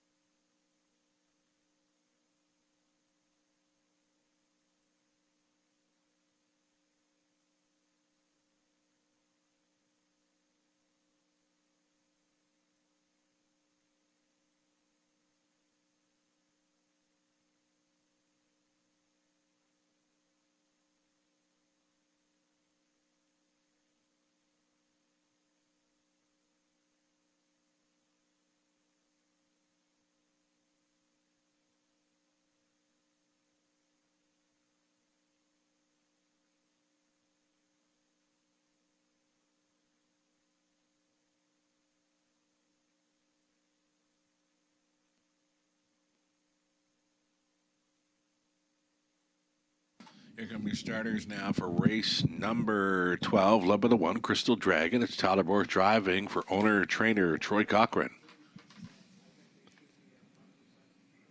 Blissful Anne Marie from post 2, Scott Ray for Steve Gerard. Jim Napper, trainer is Catherine Gaudreau. Then the 3, it'll be tearing up the credit. Adding Lasix for this, owned by Sally Charlton. Lindsay Kerr trains Colin Kelly. Burlesque Seals Deer number 4. Lauren House drives for owner-trainer Gary Freer. Then the 5, Bet 'em on the River for James Martel. Yannick Martel training Sam Filion. Queen Me Again, 6, Braden Reibeling, the owner-trainer driver.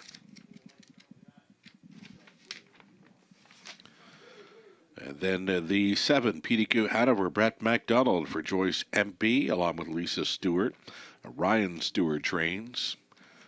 And then trailing out the 8, DG's Magic Moment, owned and trained by Doug Walters.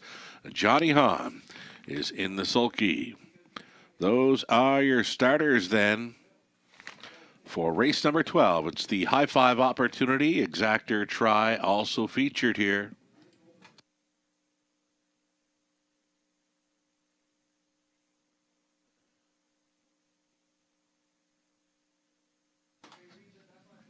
Number 3, tearing up the credit. Top selection here for Robert Reed Jr. after missing about a month of racing action.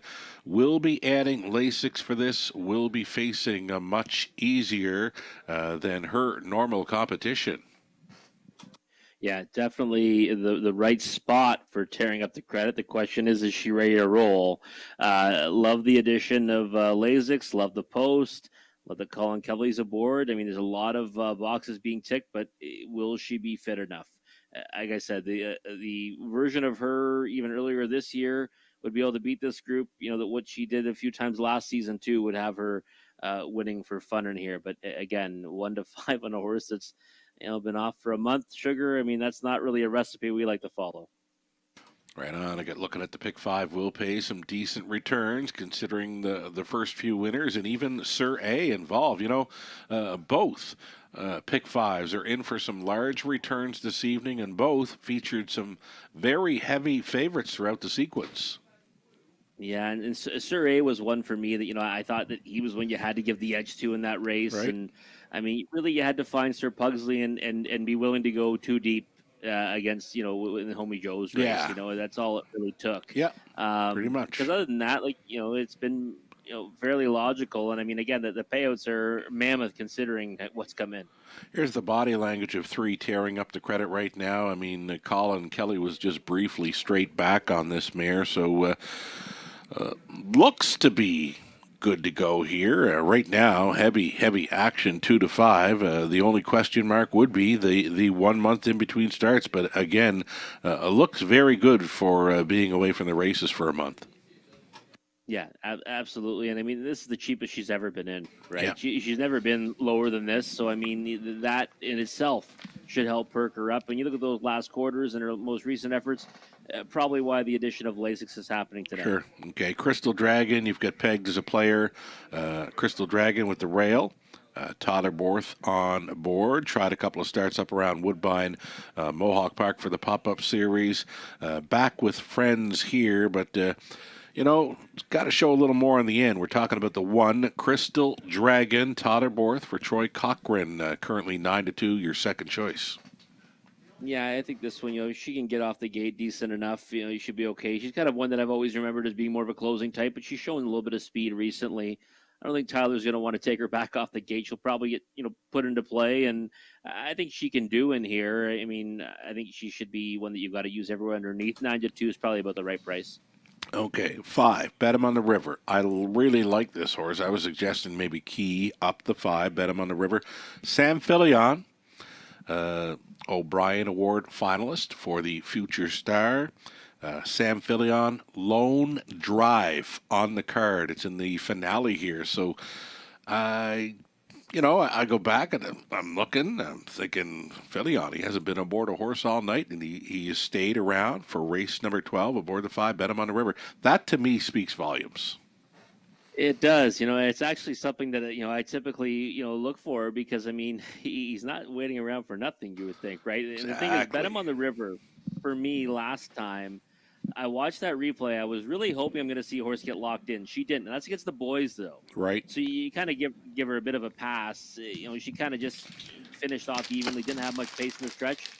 I think she certainly fits well with this group, Sugar, and with the right kind of trip, and if especially the 3's not at her best as of yet, then she might be the one you want to go to at 9-2. All right, we're getting set to go postword here. We're seconds away. Wonderful job tonight, as always, Robert Reed Jr. Thanks so much for your commentary, your ticket ideas, selections, and a whole lot more. Great bantering back and forth with you throughout the night. Always a pleasure, Sugar. I love talking horse with you, my friend. All righty, here we go. The starting car moves into position for our 12th and final race. It's the high 5. There is still time. You would have to hurry.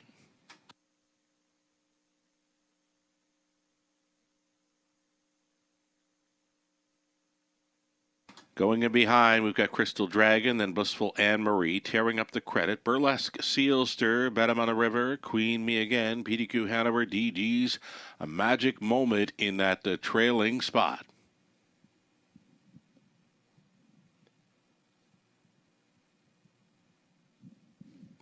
Eighth of a mile from the start.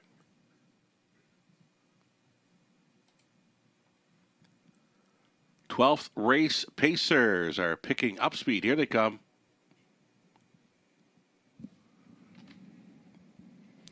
They're up. Bet him on the River, leaving sharply along the inside. Crystal Dragon going to be up close, and up between pacers was tearing up the credit as they roll through the opening turn. Crystal Dragon for Tyler Borth out there on the lead, second best, is tearing up the credit. Away in third, Bet him on the River, and away in fourth we've got PDQ Hanover. Big gap back to fifth, and that is DG's Magic Moment. Appears to be a roadblock for many in the backfield. Pulling Pocket. This is going to be tearing up the credit, but driving on was a Crystal Dragon and Borth. So they began the night this way, Borth and Kelly, and it appears they're going to finish it this way, though Borth is on the lead, and Kelly has relegated to second following a quick quarter, 28-2, and back out for more, tearing up the credit here at 4-5. But giving fits to this favorite, Crystal Dragon along the inside. They get over to half and 58-4. Watching all of this develop from a third is the Rito shipper. Bet him on the River, traveling in fourth. PDQ Hanover, big gap back to fifth still. DG's Magic Moment. That ahead of Blissful Anne-Marie. The back markers are Queen Me Again.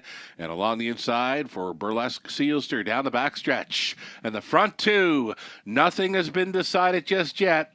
It's tearing up the credit, trying to get the best of Crystal Dragon.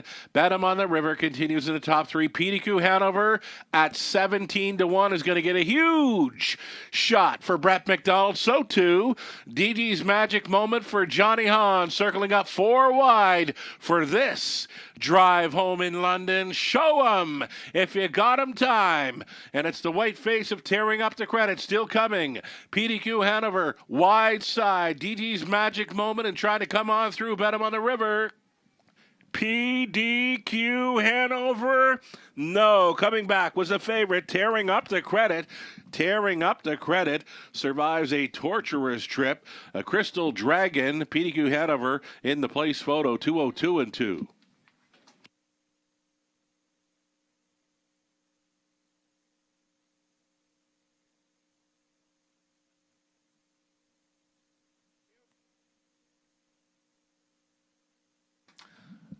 Judges' inquiry here in race number 12. They are going to review action by number 3, tearing up the credit, possible pylon violation.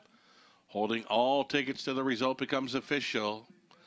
Again, it appears number 3 is the unofficial winner, though she will have to survive the judges' inquiry. Possible pylon violation. Hold them all.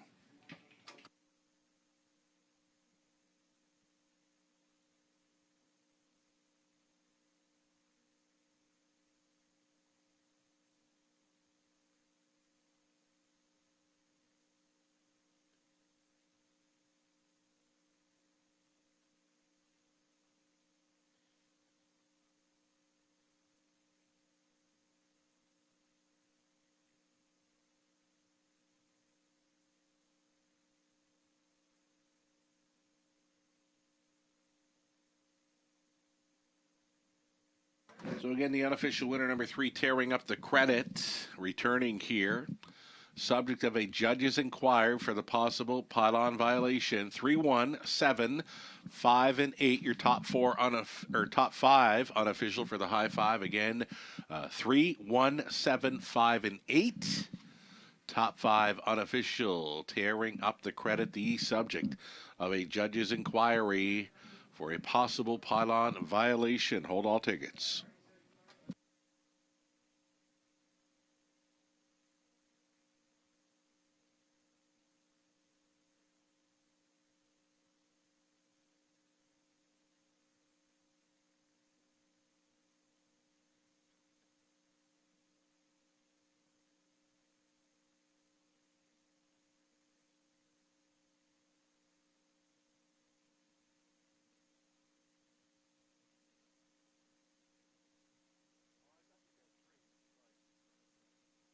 Our correction here, judges are reviewing action actually by 1, Crystal Dragon, for the possible pylon violation, turning for home. That's on me. My apologies. Again, the judge's inquiry does involve number 1, Crystal Dragon, for the possible pylon violation, turning for home. Hold all tickets.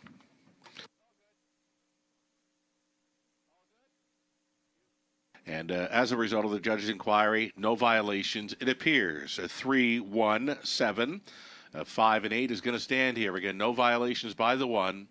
3, 1, 7, 5, and 8 unofficial.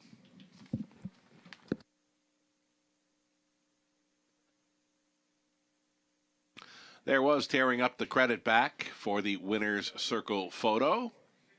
Big trip by the mare, who was returning after missing a month of action. She earned that victory, $3.90 to win. Exacta rate $10 try, $26.40. High five, 20 center, $79.10. More payouts here. The double, $14.60. 20-cent pick 3, $28.07. Pick 4 for $1, $352.80. And the pick 5, 20 center. Another one coming back at $1,233.84. Crystal Dragon second, Blissful Anne-Marie seventh. Tearing Up the Credit was a winner. Burlesque Sealster 8. Bet him on the River 4th. Queen Me Again 6. PDQ Hanover 3rd. DG's Magic Moment was 5th. 28 and 2, 58 and 4, 129 and 1. The mile was 2-2 and 2. Tearing Up the Credit gets there. From the top, a 2-7-1, 8-4, 6, 3-5. That'll do it. Live racing is complete for this Tuesday. We're coming back, scheduled to come back this coming Friday evening. The early start time at 4:50. And, of course, we've got that New Year's Eve card scheduled for Saturday evening, getting underway at 7:15 Eastern. There are tables available at the top of the fair for New Year's Eve. Should you care to book, dial us up using extension 252 or email topofthefair@westernfairdistrict.com to book your reservation now for New Year's Eve. Still some spots available. Thank you so much for joining us tonight from the Eye in the London Sky. I'm Sugar Doyle. Have yourself a great night.